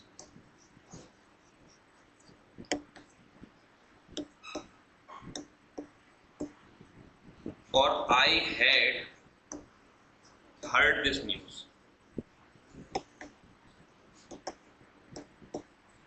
दोनों सेंटेंसेस की हिंदी क्या है, हेड आता है तो चुका था चुकी क्या आता है, मैं ये खबर सुन चुका था, और ये सेंटेंस की हिंदी मैं ये खबर ऑलरेडी, पहले ही, ऑलरेडी की हिंदी है सुन चुका था। कुछ नहीं करना, मैं आपसे क्या करूं, तो हिंदी के सेंटेंस को फ्लो में बोलो। मैं ये खबर सुन चुका था, मैं ये खबर पहले ही सुन चुका था। बताओ कौन सा सेंटेंस कंप्लीट लग रहा है, कौन सा इनकम्प्लीट। पहले वाला सेंटेंस कैसा है, कंप्लीट लग रहा है, कंप्लीट। मैं एक और सुन चुका था, सामने वाला क्या एक्सपेक्ट कर रहा है कुछ को, मैं एक और पहले ही सुन चुका था। That means now the person who is standing before is not expecting something else to listen, कुछ और एक्स्ट्रा नहीं सुनना चाहता। The sentence is complete. Are you getting my point, guys? You need to speak the whole sentence in a fluency. मैं ये खबर सुन चुका था, फिर सामने वाला मैं खबर सुन चुका था, सामने वाला एक्सपेक्ट कर रहा है कि कुछ और बोलो। मैं ये खबर पहले ही सुन चुका था, सामने वाला एक्सपेक्ट नहीं कर रहा है कि कुछ और बोलो। इसका मतलब एक बात समझ में आ रही, ऑलरेडी एक ऐसी एडवर्ब है, ऑलरेडी एक ऐसी एडवर्ब है जो अगर एक सेंटेंस लिखा है और उसमें हेड लिखा है तो वो सही कर सकता है। यानी हेड जहां पे हेड कभी भी एक सेंटेंस में हेड कभी नहीं आता, मगर एक सेंटेंस में हेड आ सकता है अगर ऑलरेडी एडवर्ब है तो। ऑलरेडी एडवर्ब क्या छुपाती है, ऑलरेडी एडवर्ब में पास्ट की सेंस होती है, ध्यान से सुनना, पास्ट की सेंस होती है, और पास्ट परफेक्ट ये लिखा है। इसका मतलब इस सेंटेंस में दो सेंटेंस हैं अभी भी, पास्ट इंडेफिनिट और पास्ट परफेक्ट। जब दो सेंटेंस लिखे जाते हैं तभी पास्ट परफेक्ट का इस्तेमाल हो सकता है। इसमें भी अभी दो सेंटेंस, मैं ये खबर पहले ही सुन चुका था, इसका मतलब पहले कुछ हुआ है, पहले कुछ हुआ है, जो कुछ हुआ है वो ये वर्ड बता रहा है, और पास्ट परफेक्ट लिखा है और पास्ट की सेंस, इसलिए दोनों सही है। यानी ऑलरेडी वर्ब अगर एडवर्ब आ जाए तो हेड अगर लिखा है सेंटेंस में तो ठीक होता है, अदरवाइज पूरे सेंटेंस में हेड नहीं लिखा है तो गलत होता है। अगर एक सेंटेंस हेड ऑलरेडी के साथ हेड इंडिविजुअल सेंटेंस में भी ठीक होता है।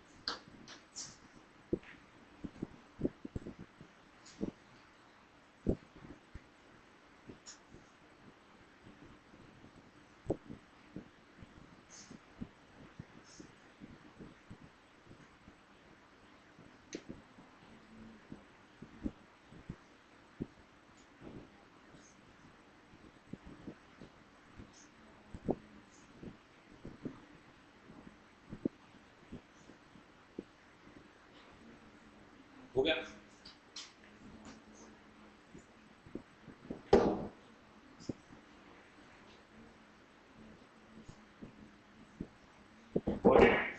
इसका मतलब अब आपने देखा पास्ट परफेक्ट को पूरी तरीके से पढ़ लिया, कोई ऐसी चीज पास्ट परफेक्ट में नहीं थी जो आपको परेशान कर सकती। आई हैड माई डिनर सही है। देखो आई हैड माई डिनर इसलिए ठीक है क्योंकि यहाँ पे बेटा हेड हेल्पिंग वर्ब नहीं है, बल्कि हेड टुक का मीनिंग दे रहा है। आई टुक माई डिनर, मैंने अपना खाना खाया था, और टेक को हेड से दिखाते हैं। हैव का मतलब भी होता है खाना खाना, और टेक का मतलब भी होता है खाना खाना। हैव एक ऐसी वर्ब होती है जो हेल्पिंग वर्ब के साथ साथ मेन वर्ब का भी काम करती है। तो यहाँ पे हैव मेन वर्ब है, ना कि हेल्पिंग वर्ब। अगर ये सेंटेंस ऐसा लिखा होता मैं खाना खा चुका था, तो इसको लिखते आई हैड माई लंच, मैं खाना खा चुका था। अब ये गलत है, क्योंकि ये हेड हेल्पिंग वर्ब है और ये head main verb. Main verb ठीक है, हेल्पिंग वर्ब गलत, क्योंकि हेल्पिंग वर्ब पास्ट परफेक्ट में आती है और एक सेंटेंस में पास्ट परफेक्ट नहीं लगा सकते, ये गलत। यहाँ पे हेड किसका मीनिंग दे रही है? तुक्का। यानी यहाँ पे हेड हेल्पिंग वर्ब नहीं है, मेन वर्ब है, और मेन वर्ब है तो ठीक।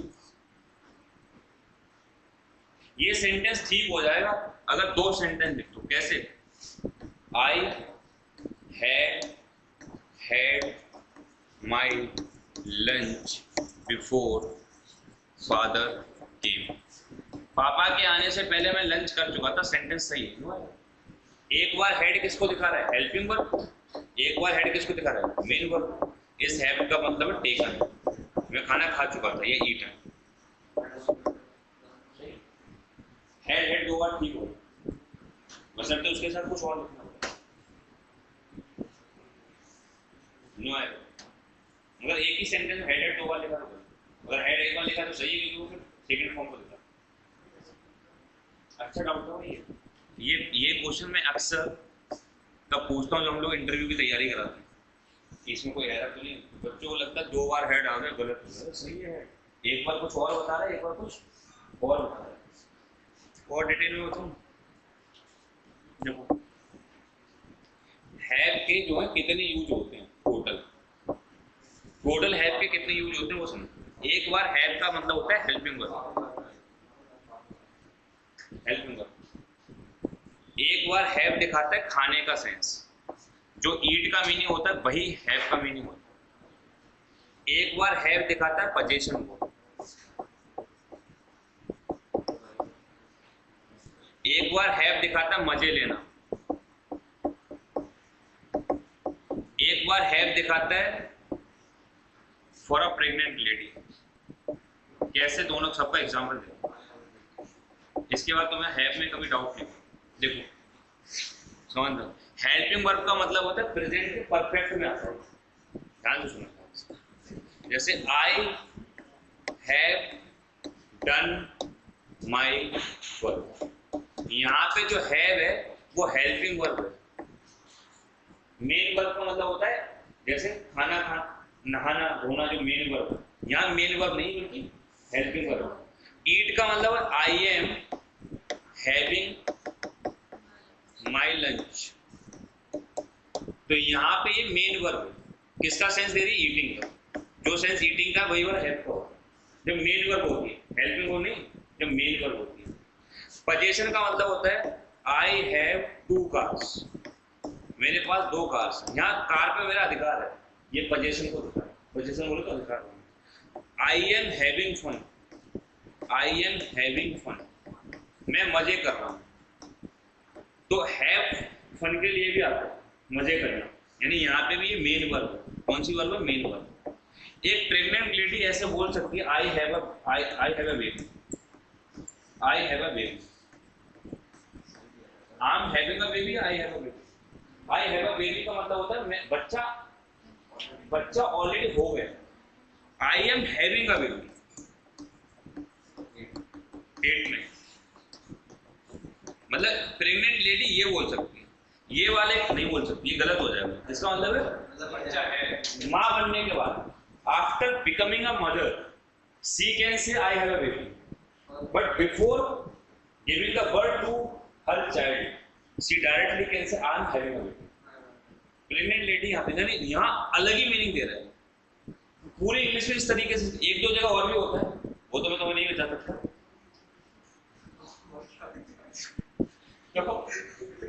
जो 1-2 जगह बच गया वो तुम गूगल कर सकते हो। पूरे इंग्लिश में 5-6 यूज होते हैं हेड के, तो 5 यूज तो ये हैं जो कॉमन है, एक तो और होता है। वो भी बताइए कि आपको सी क्वेश्चन आते हैं। सालों नहीं आ रहे तो मैं ऐसे आते हैं। वल्गैरिटी के क्वेश्चन आते हैं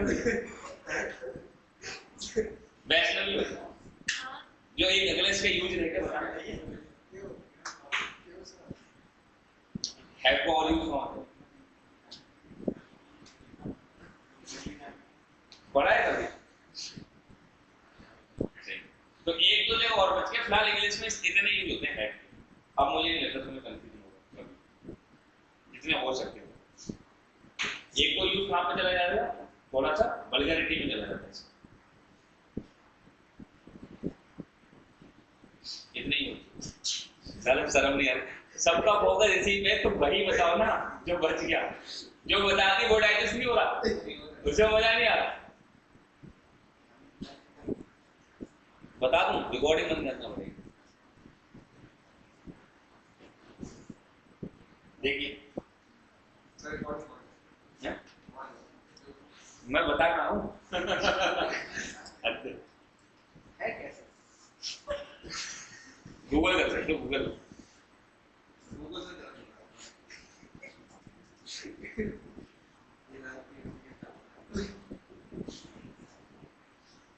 बहुत बढ़िया, बहुत बढ़िया। चले, इतने यूज हो गए सर, पूरा कॉन्सेप्ट हो गई आपका। मतलब हेड और हेड, हेड पूरी इंग्लिश में कहाँ आ सकता है, पूरा कॉन्सेप्ट। इसके बाद देखिए अब हम लोग, हमारे पास बच क्या गया था, वो सीखो। एक कॉन्सेप्ट बच गया था, मैंने ना तो प्रेजेंट परफेक्ट कॉन्टिन्यूअस कराया है, ना प्रेजेंट पास्ट परफेक्ट कॉन्टिन्यूअस कराया। मैंने सिंस और फॉर नहीं कराया, यूज ऑफ सिंस और फॉर। हेडिंग डाली यूज ऑफ सिंस और फॉर।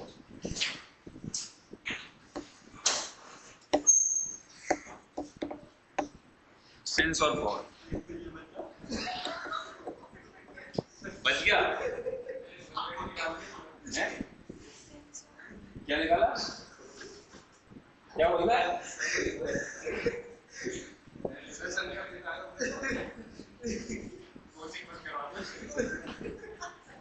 क्या निकाला? अगर मुझे ऐसा आपको बोलना हो कि मैं सुबह से पढ़ रहा हूं, मैं सुबह से पढ़ रहा हूं, तो आप कैसे बोलोगे? I have been studying since morning. ये पास्ट प्रेजेंट परफेक्ट कॉन्टिन्यूअस है, मैं सुबह से पढ़ रहा हूं। कोई दिक्कत है? आपको सेंटेंस बताना है कि हम 10 साल से दोस्त हैं, इसकी इंग्लिश बताओ।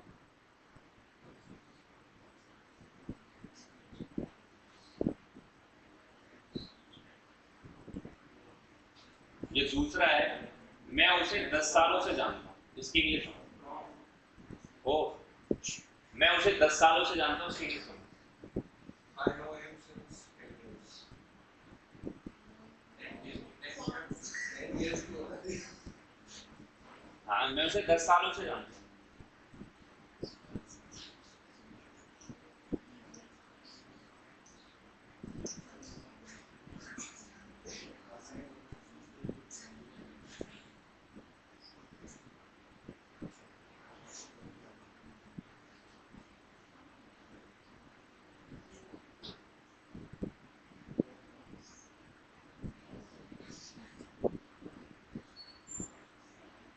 बताओ,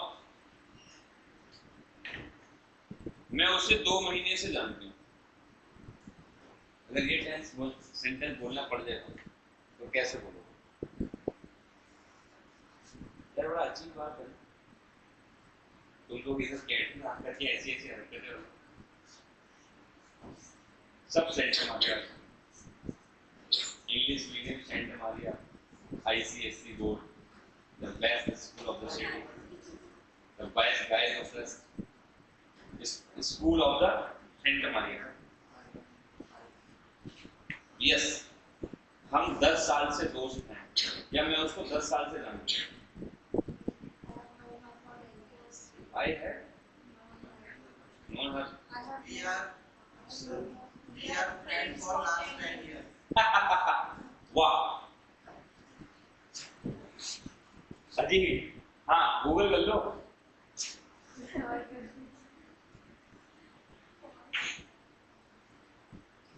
एक दूसरा सेंटेंस, मैं उसे 10 साल से प्यार कर रही हूँ। बनाना कैसे हो? प्यार करते नहीं, यहाँ से करते रहेंगे।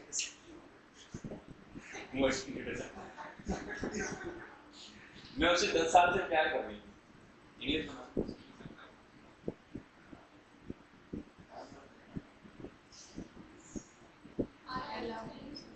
I love whom? I love उसे 10 साल से प्यार कर रही हूँ। अच्छा तुम बता दो, मैं उसे 10 साल से प्यार कर रहा हूँ। गंगा, अगर ये सेंटेंस बोलना पड़ जाए, मैं उसे 10 साल से प्यार कर रहा हूँ, I am sorry, I can't go with you, कैसे बोले?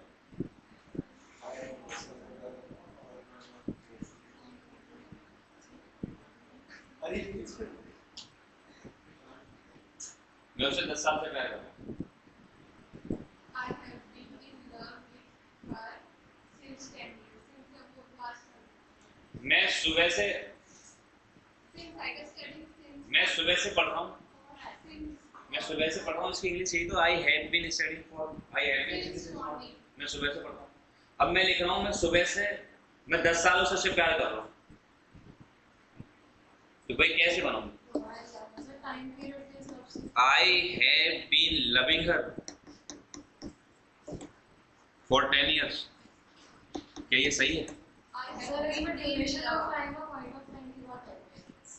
नहीं, ये बताओ, इस सेंटेंस की इंग्लिश, इस सेंटेंस की हिंदी है मैं सुबह से पढ़ रहा हूँ, इस सेंटेंस की हिंदी में 10 साल से प्यार कर रहा हूँ, तो ये सही तो है फिर उस हिसाब से? सर आपने बताया लब पे कॉन्टिन्यूस प्रोसेस नहीं आती, इसका मतलब यहाँ पे आके गलत हो गया। स्टेटिव वर्ब पे कॉन्टिन्यूस प्रोसेस नहीं आती। तो बताओ अगर ये सेंटेंस बोलना पड़ जाए, मैं उसे 10 साल से प्यार कर रहा हूँ,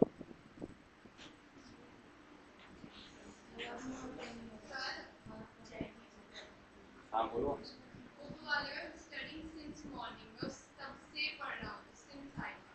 So point of time के हिसाब से since आएगा और duration of time के हिसाब से. अरे आप समझी नहीं हो, मैं सिंस और फॉर पे बात ही नहीं कर रहा हूँ, मैं ये कह रहा हूँ क्या ये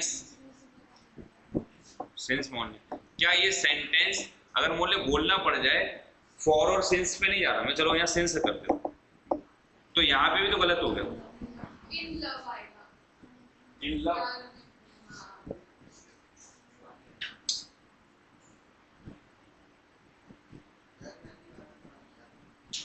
हैं? प्यार आने वाले सब नहीं है।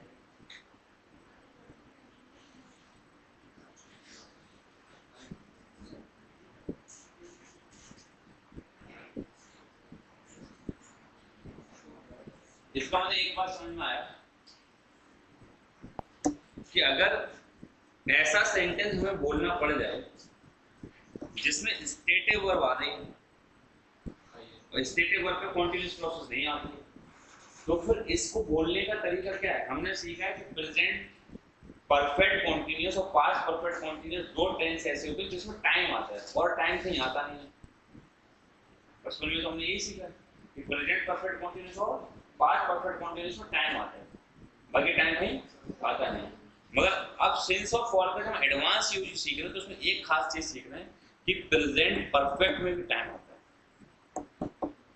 प्रेजेंट परफेक्ट में भी टाइम आता है, इसलिए ये कॉन्सेप्ट है प्रेजेंट परफेक्ट में भी टाइम आता है। यानी कि वो सेंटेंस जो प्रेजेंट परफेक्ट कॉन्टिन्यूअस में ट्रांसलेट नहीं हो पा रहे उनको प्रेजेंट परफेक्ट में ट्रांसलेट करते हैं और टाइम लगा देते हैं, तो वो वही मीनिंग देते हैं जो प्रेजेंट परफेक्ट कॉन्टिन्यूअस है। यानी कि इसको सेंटेंस को कैसे बनाना है? आई हैव लव्ड, मैंने उसे प्यार किया, फॉर 10 years, फॉर 10 years, मैंने उसे 10 सालों से प्यार किया है। कौन सा चल रहा है? मैंने उसे 10 सालों से प्यार किया है, अभी भी कर रहा हूं। इसका भी सेंटेंस को मीनिंग ये, मैं 10 सालों से उसे प्यार कर रहा हूं, इसका मतलब अभी भी 10 पूरे हो गए। इसका मतलब आई have loved her for 10 years, 10 सालों से मैंने उसे प्यार किया है, अभी भी कर रहा हूं। यानी कि प्रेजेंट परफेक्ट लगा के टाइम लगाते हैं एडवांस इंग्लिश। जबकि अगर आप एकेडमिक में देखोगे तो उसमें लिखा होता है कि प्रेजेंट परफेक्ट में टाइम नहीं आता, केवल दो ही टेंस ऐसे हैं जिसमें टाइम आता है, प्रेजेंट परफेक्ट कॉन्टिन्यूअस और past perfect continuous. Has been have been वाले सेंटेंस में टाइम आता है, मगर सर प्रेजेंट परफेक्ट में भी टाइम आता है उन सेंटेंसेस में अगर यहाँ पे कोई ऐसी वर्ब इस्तेमाल हो जाए जो स्टेटिव वर्ब, तो टाइम आता है। यानी अब हम क्या सीख रहे हैं कि अगर ये कॉन्सेप्ट डेवलप ना हुआ होता कि प्रेजेंट परफेक्ट में टाइम मेंशन नहीं करते हैं, अगर यही बात को एक्सेप्ट करते रहते तो ऐसे सेंटेंसेस बोलना इम्पॉसिबल हो जाते हैं इंग्लिश के अंदर, जबकि हिंदी में तो ये सेंटेंस बिल्कुल लॉजिकल है। अगर मैं किसी को ये बोल रहा हूँ यार उसको 10 साल में प्यार करूँगा, ये लॉजिकल बात है, बोला जा सकता है। अगर हिंदी में लॉजिकल है तो इंग्लिश में ट्रांसलेशन भी इसको होना चाहिए।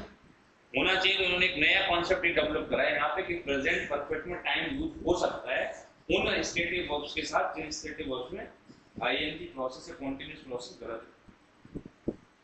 ठीक, तो हम इन डिटेल कॉन्सेप्ट क्या सीख रहे हैं? इन डिटेल कॉन्सेप्ट सीख रहे हैं यूज ऑफ फॉर। तो देखिए फॉर के क्या यूजेस हैं, आपको लिखना नहीं समझना है। फॉर की दो हिंदी होती है, कतई नहीं लिखना, समझते हैं। एक बार फॉर की हिंदी होती है तक या के लिए, और एक बार फॉर की हिंदी होती है से। मतलब जब भी फॉर प्रेजेंट के इंडेफिनिट में यूज होता है, जब भी फॉर पास्ट इंडेफिनिट में यूज होता है, जब भी फॉर पास्ट के कॉन्टिन्यूअस में यूज होता है, past perfect continuous, present indefinite, past indefinite, future indefinite. जब इन टेंसेस में फॉर यूज होता है तो उसकी हिंदी के लिए होती है। और जब फॉर पास्ट प्रेजेंट के प्रेजेंट परफेक्ट या perfect continuous, same past perfect या पास्ट का परफेक्ट कॉन्टिन्यूअस, फ्यूचर परफेक्ट या फ्यूचर का परफेक्ट कॉन्टिन्यूअस, जब भी इनमें यूज होता है परफेक्ट और परफेक्ट कॉन्टिन्यूअस तो इसकी हिंदी से होती है। सर क्या कहना चाह रहा हूं? आई स्टडी फॉर 10 आवर्स, इसकी हिंदी बताना क्या है? मैं 10 घंटे के लिए पढ़ता हूँ या 10 घंटे तक पढ़ता हूँ? 10 घंटे से नहीं पढ़ता हूँ। अगर 10 घंटे से इसका मीनिंग दे दोगे तो ये मीनिंग गलत हो जाएगा, क्योंकि प्रेजेंट का इंडेफिनिट लिखा है। प्रेजेंट के इंडेफिनिट में फॉर से का मीनिंग नहीं देता। आप समझ रहे हो?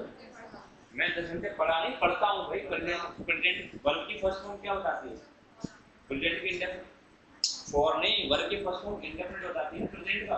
प्रेजेंट इंडेफिनिट की रिकॉग्निशन तो होता है कि उसको मैं 10 घंटे तक पढ़ता हूँ, ये 10 घंटे के लिए पढ़ता हूँ। देखो यहाँ पे फॉर मीनिंग दे रहा है से, सिंस मीनिंग दे रहा है से, क्योंकि ये लिखा किसमें है?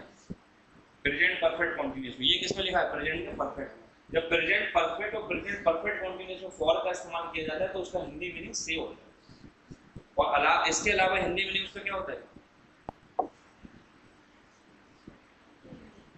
के लिए या तक। इसका हिंदी मीनिंग आ रहा है मैं 10 घंटे के लिए पढ़ता हूँ या 10 घंटे तक पढ़ता हूँ। जैसे ही 10 घंटे खत्म पढ़ना बंद। या दूसरा सेंटेंस में अगर ऐसे लिखूं आई स्टडीड फॉर 10 आवर्स, इसका मतलब मैं 10 घंटे के लिए पढ़ा था या मैं 10 घंटे के लिए पढ़ा। अरे बोलो ना यार। पास्ट का इंडेफिनिट आ गया ना।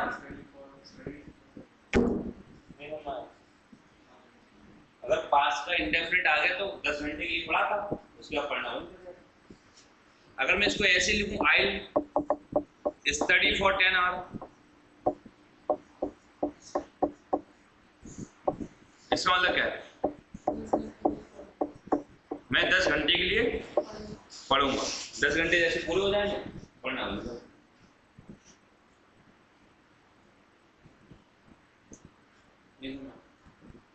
और अगर इस सेंटेंस को मुझे, अब मैं कह रहा हूं कि मुझे ऐसा नहीं लिखना, मुझे ऐसा लिखना है मैं 2 घंटे से पढ़ रहा हूं, तो लिखना पड़ेगा क्या?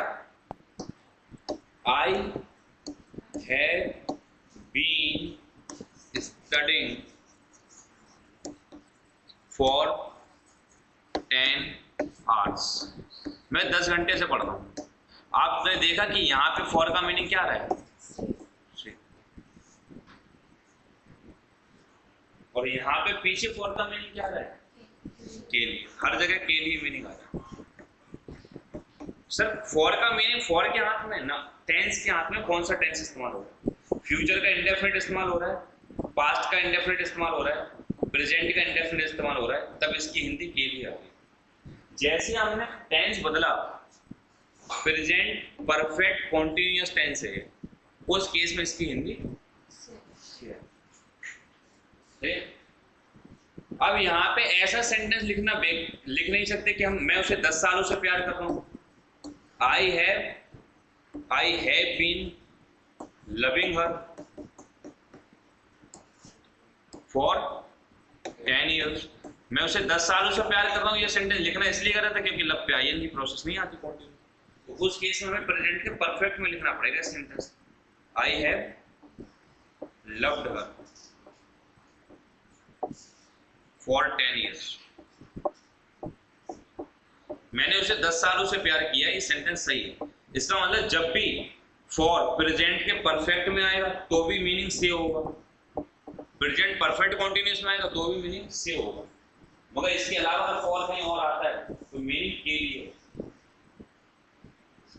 इसका मतलब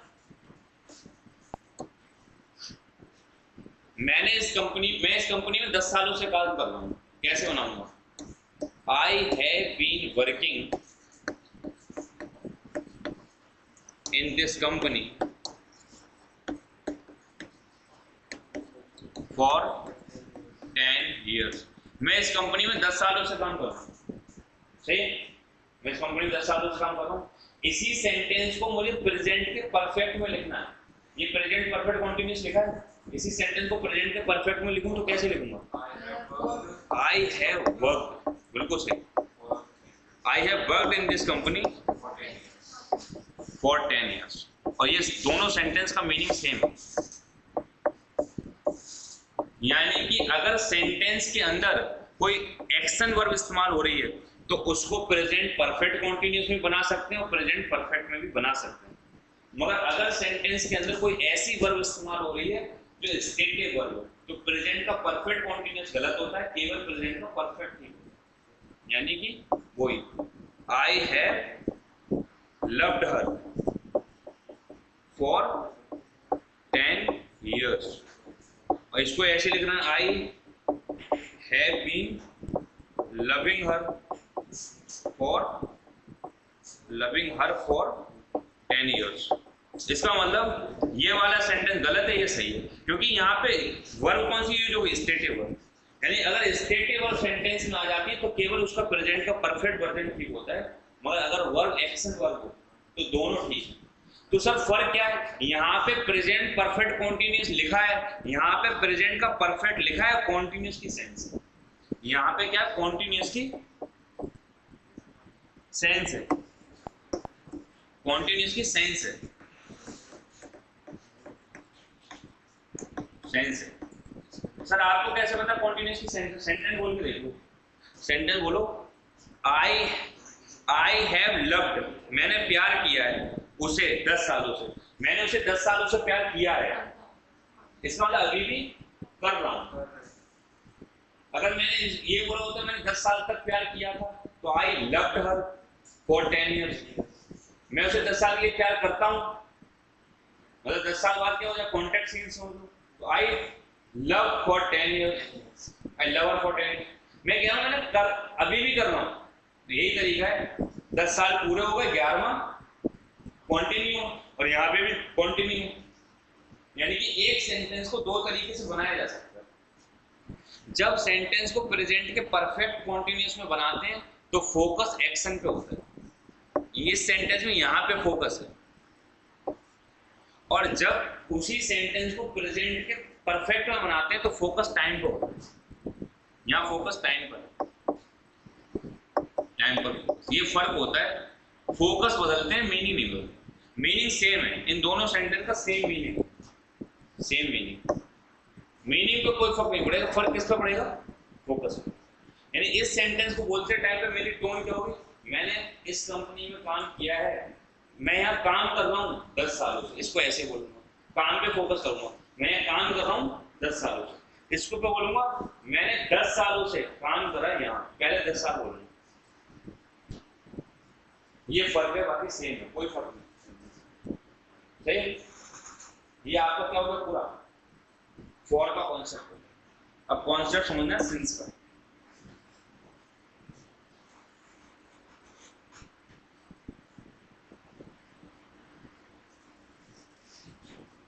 और सिंस का कॉन्सेप्ट समझने के बाद टेंस खत्म हो जाएंगे, फ्यूचर में टेंस होता नहीं है, फिर हम सीधे मॉडल्स करेंगे।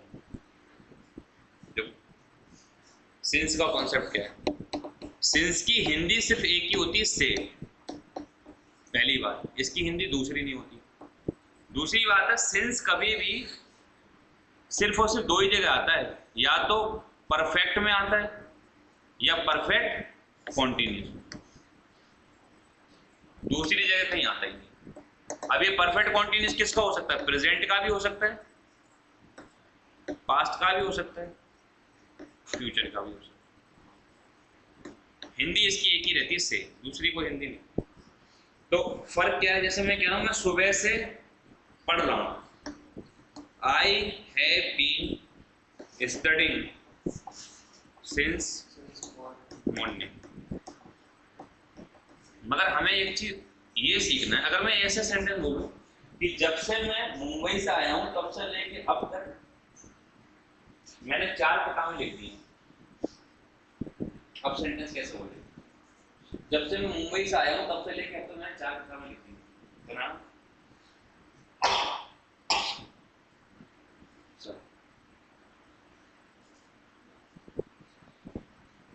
या मैं ऐसे बोलूं, जब से मैं मुंबई से आया हूं तब से पढ़ा रहा हूं। इस सेंटेंस को इंग्लिश में कैसे ट्रांसलेट करें? जब से मैं मुंबई से आया हूं तब से पढ़ा रहा हूं। जब से मैं दिल्ली से आई हूं कॉम्पिटिशन की तैयारी कर रही हूं। अगर ये सेंटेंस में बोलना पड़ जाए, मुझे ऐसा बंदा कोई पूछ ले कि आजकल क्या कर रहे हो, what are you doing nowadays, तो मैं बोलना पड़े कि जब से दिल्ली से आई हूँ तैयारी कर रही हूँ।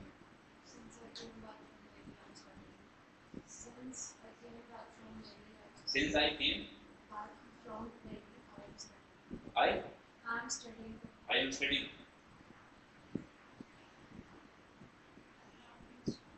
I have been. इसका मतलब क्या है कि सिंस के बाद आने वाली चीज या तो पास्ट का टाइम हो सकता है, पास्ट का पॉइंट ऑफ टाइम, या सिंस के बाद आने वाली चीज पास्ट स्टेटमेंट हो सकती है। ये दो चीजें सिंस के बाद वैलिड होती है, तीसरी चीज कुछ नहीं आती सिंस के।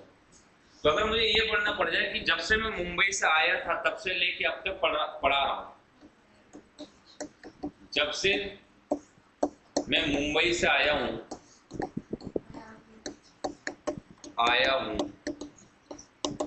तब से अब तक पढ़ा रहा हूं, या जब से मैं मुंबई से आया था तब से अब तक पढ़ा रहा हूं, दोनों का मतलब एक ही है। मुंबई से आया था वो भी पास्ट में, आया हूं वो भी पास्ट में, मुंबई से पास्ट में आया, तो सेंटेंस क्या होगा? I have been teaching since I came from. ये इसका सेंटेंस का ट्रांसलेशन। इसका मतलब सिंस के बाद आने वाली चीज, सिंस के बाद आने वाली चीज पास्ट का पॉइंट, पास्ट का पूरा स्टेटमेंट भी हो सकती है और पास्ट का एक टाइम भी हो सकता है। पास्ट का टाइम बोले तो पास्ट का ये वाला टाइम बोलो ना यार, पास्ट का टाइम है सिंस, और ये पूरी की पूरी क्या हो सकती है? स्टेटमेंट। अब फर्क क्या है? आपको पता है सिंस और फॉर पास्ट परफेक्ट कॉन्टिन्यूस में भी आ जाते हैं और परफेक्ट में भी आ जाते हैं। अगर मुझे ये बोलना पड़ जाए कि जब से मैं मुंबई से आया हूं तब से लेके अब तक मैंने 4000 स्टूडेंट को पढ़ा दिया, तो कैसे बोलूंगा?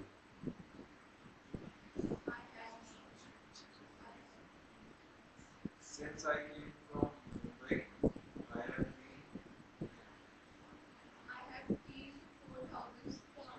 I have taught, इसमें मतलब प्रेजेंट का परफेक्ट हो जाएगा। जब से मैं मुंबई से आया था तब से लेके अब तक मैंने 4000 स्टूडेंट को पढ़ा दिया, 4000 को पढ़ा दिया, आगे भी पढ़ा रहा हूं, तो कैसे बोलूंगा? I have taught 4000 या 10,000 students since based। सही है? इसका मतलब एक बात समझना कि सिंस से पहले, फिर ध्यान तो सुनना इसको, या तो फिर अपने नोट डाउन कर लेना। सिंस से पहले क्या हो रहा है?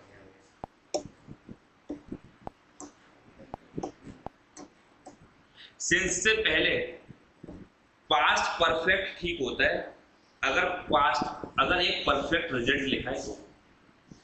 सिंस से पहले पास्ट परफेक्ट कॉन्टिन्यूस ठीक होता है अगर एक परफेक्ट रिजल्ट नहीं लिखा है तो।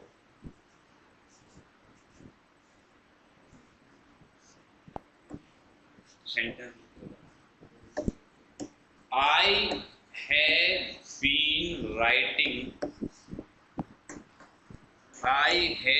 been writing 4 books since I came from Mumbai। आपको बताना है सेंटेंस कुछ एरर है नहीं, गलत है? एरर है क्या? एरर तो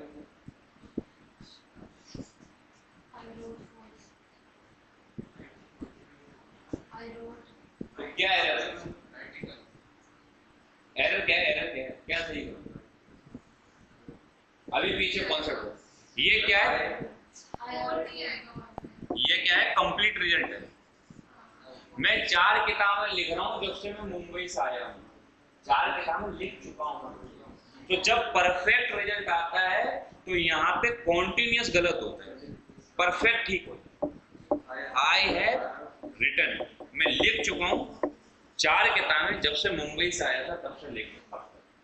यानी क्या बताने की कोशिश कर रहा हूं, जब यहाँ एक परफेक्ट रिजल्ट दे रखा होता है तो प्रेजेंट का परफेक्ट इस्तेमाल होता है, और अगर रिजल्ट परफेक्ट नहीं है तो कॉन्टिन्यूस इस्तेमाल होता है। अब सुनना है, दूसरा सेंटेंस लिख रहा हूं, आई हैव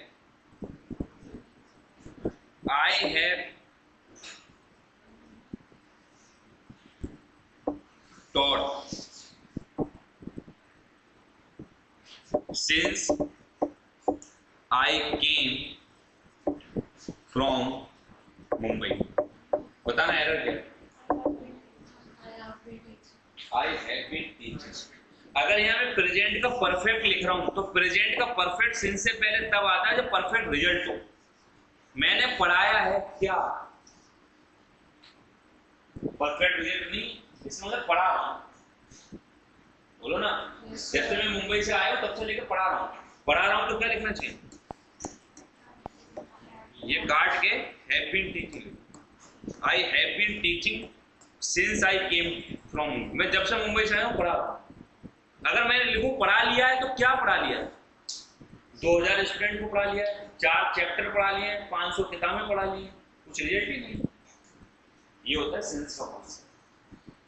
दूसरे छोटे छोटे कॉन्सेप्ट क्या होते हैं तो बड़े बड़े कॉन्सेप्ट हो गए। दूसरा फॉर का कॉन्सेप्ट होता है। क्या फॉर कब आता है? ड्यूरेशन ऑफ टाइम के लिए। और सिंस कब आता है? Point of time. तो ड्यूरेशन ऑफ टाइम का मतलब क्या होता है? ये छोटे छोटे कॉन्सेप्ट 11th 12th में पढ़ाए जाते हैं। क्या? जैसे for 2 hours, weeks, years, months, ऐसा कुछ दे रखा हो, डेज। तो ये सब क्या है? फॉर आता है। सिंस कब आता है? पॉइंट ऑफ टाइम के लिए। सिंस आता है पॉइंट ऑफ टाइम। ये छोटे छोटे कॉन्सेप्ट, जैसे कोई पॉइंट ऑफ टाइम का मतलब कोई फेस्टिवल है, कोई फेस्टिवल हो गया, कोई ओकेशन हो गया, जैसे 2 बजे, ये तो फेस्टिवल की बात है। कोई जैसे क्या 2 o'clock, 3 o'clock, कोई फिक्स ईयर्स जैसे 2004, 2006, फिक्स मंथ, जैन, फेब, इन सब के केस में क्या आता है? सिंस आता है। Stages of life, since childhood, adulthood,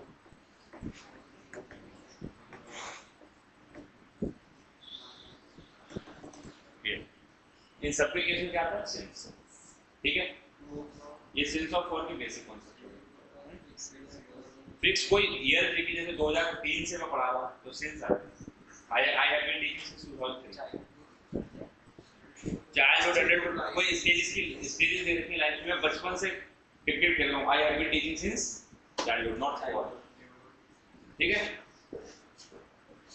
आगे आता है एक इंपॉर्टेंट कॉन्सेप्ट, क्या है वो बताना। क्वेश्चन लिखा है आई, लास्ट कॉन्सेप्ट पे खत्म, I have been teaching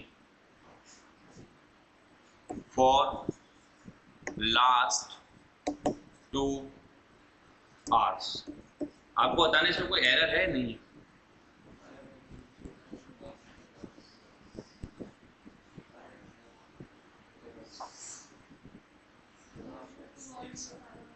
two hours लिखा तो 2 hours के लिए तो फॉल्ट नहीं है, फॉर ड्यूरेशन के आता है सिंस। क्यों? मैं 2 घंटे से पढ़ा रहा हूँ, फॉर ही तो आएगा। फिक्स टाइम कैसी बात कर रही हो यार? 2 घंटे कौन से 2 घंटे पता नहीं। अगर मैं यहाँ लिखता 2 o'clock तो फिक्स होता,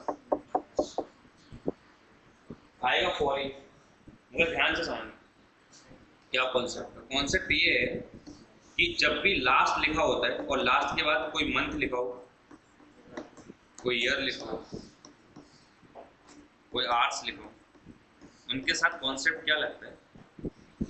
अगर लास्ट लिखा है उसके बाद अगर फॉर लगाना है, फॉर तो दा लगाना पड़ता है उससे पहले, और अगर फॉर हटाना है और सिंस लगाना है तो दा की जरूरत नहीं। यानी अगर मैं यहाँ फॉर लगा रहा हूं तो मुझे दा लिखना पड़ेगा, और अगर मैं फॉर हटा दूं तो सिंस लगा, तो बिना दा के।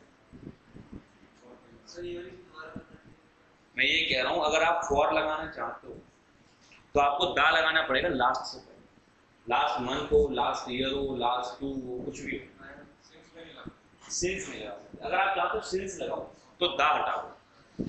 क्यों करते हैं ऐसा वो समझाता हूँ। ये इंग्लिश का सबसे सही है दादा।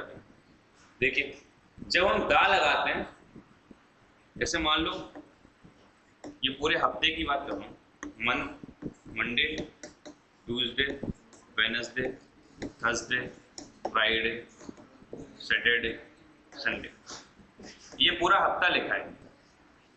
अगर मैं कह रहा हूं मैं पिछले हफ्ते छुट्टी पे था, ठीक है, तो अगर मैं इसको बोल रहा हूं द लास्ट वीक, दा लगा के मैं बात को एम्फेसाइज करूं, दा बातों को एम्फेसाइज करता है। जब हम दा लगा रहे हैं, दा के बाद लास्ट वीक ले रहा हूं, इसका मतलब मेरा फोकस इंडिविजुअल दिन पे है। जैसे मैं कह रहा हूँ मैं पिछले हफ्ते छुट्टी पे था, कॉमन।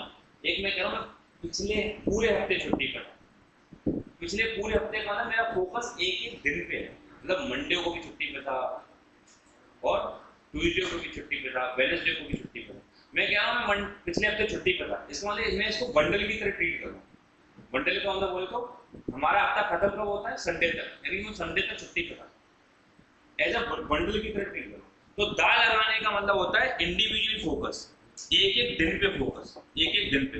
तो उस केस में बात हो रही है 7 डेज की, अलग अलग 7 डेज की, यानी ये ड्यूरेशन की बात कर रहा हूँ। दा लगा अलग अलग 7 के 7 दिन छुट्टी पे था। और जब मैं सिंस लगा रहा हूँ, इसका मतलब है मैं हफ्तों को कैसे दिखा रहा हूँ? As a bundle, as a bundle. किसका बंडल? दिनों का बंडल। एक तो इसको कैसे ट्रीट कर रहा हूँ? Point of time, point of time, ये फर्क है। तो अगर आपको फॉर लगाना पड़ रहा है और लास्ट लिखा है तो उससे पहले दा लगाओ, और अगर आपको सिंस लिखना है और लास्ट लिखा है तो दा लगाओ। यानी आपने पूरे कॉन्सेप्ट पढ़ लिए। अब आपका टेंस बचता है फ्यूचर टेंस, और फ्यूचर टेंस कोई टेंस नहीं होता है। फ्यूचर पूरी इंग्लिश में 2 टेंस होते हैं, प्रेजेंट और पास्ट। ये मॉडर्न इंग्लिश कह रही है, जो कंपटीशन की इंग्लिश है। जो एकेडमिक इंग्लिश हो वो अभी भी फ्यूचर को टेंस मानते हैं, जबकि फ्यूचर टेंस नहीं, टेंस रियलिटी को बताते हैं। जैसे I will go to Mumbai tomorrow, भाई लिखना नहीं, ये तो बस ऐसे ही बता रहा हूँ, लिखना तो पीछे कर। मैं कल मुंबई जाऊंगा, ये तो मेरा मूड है यार, ये रियलिटी थोड़ी नहीं। जा भी सकता हूँ नहीं भी जा सकता हूँ। और टेंस सच्ची घटना को बताती है, घटना सच्ची नहीं है, इसलिए फ्यूचर को टेंस नहीं होता। तो इसका मतलब टेंस खत्म हो गया, आपका टेंस दो ही होते हैं, प्रेजेंट और पास्ट। बच क्या गया? फ्यूचर बच गया है। वो फ्यूचर टेंस नहीं होता, फ्यूचर को मॉडल्स कहते हैं। तो विल और शैल मॉडल्स। तो अब हम मॉडल्स पढ़ें। मॉडल्स का मतलब आज नहीं, मतलब नेक्स्ट क्लास में। Can, may, might, could, would, should, उनका सबका इस्तेमाल कैसे करते हैं, उनके यूटिलाइजेशन क्या क्या है, एक एक मॉडल के 10-10 यूज हैं, और उनका इंग्लिश में एरर्स कैसे आते हैं मॉडल्स में, मॉडल्स पढ़ें। मतलब टेंस खत्म हो गया। टेंस खत्म होने का मतलब है ये टेंस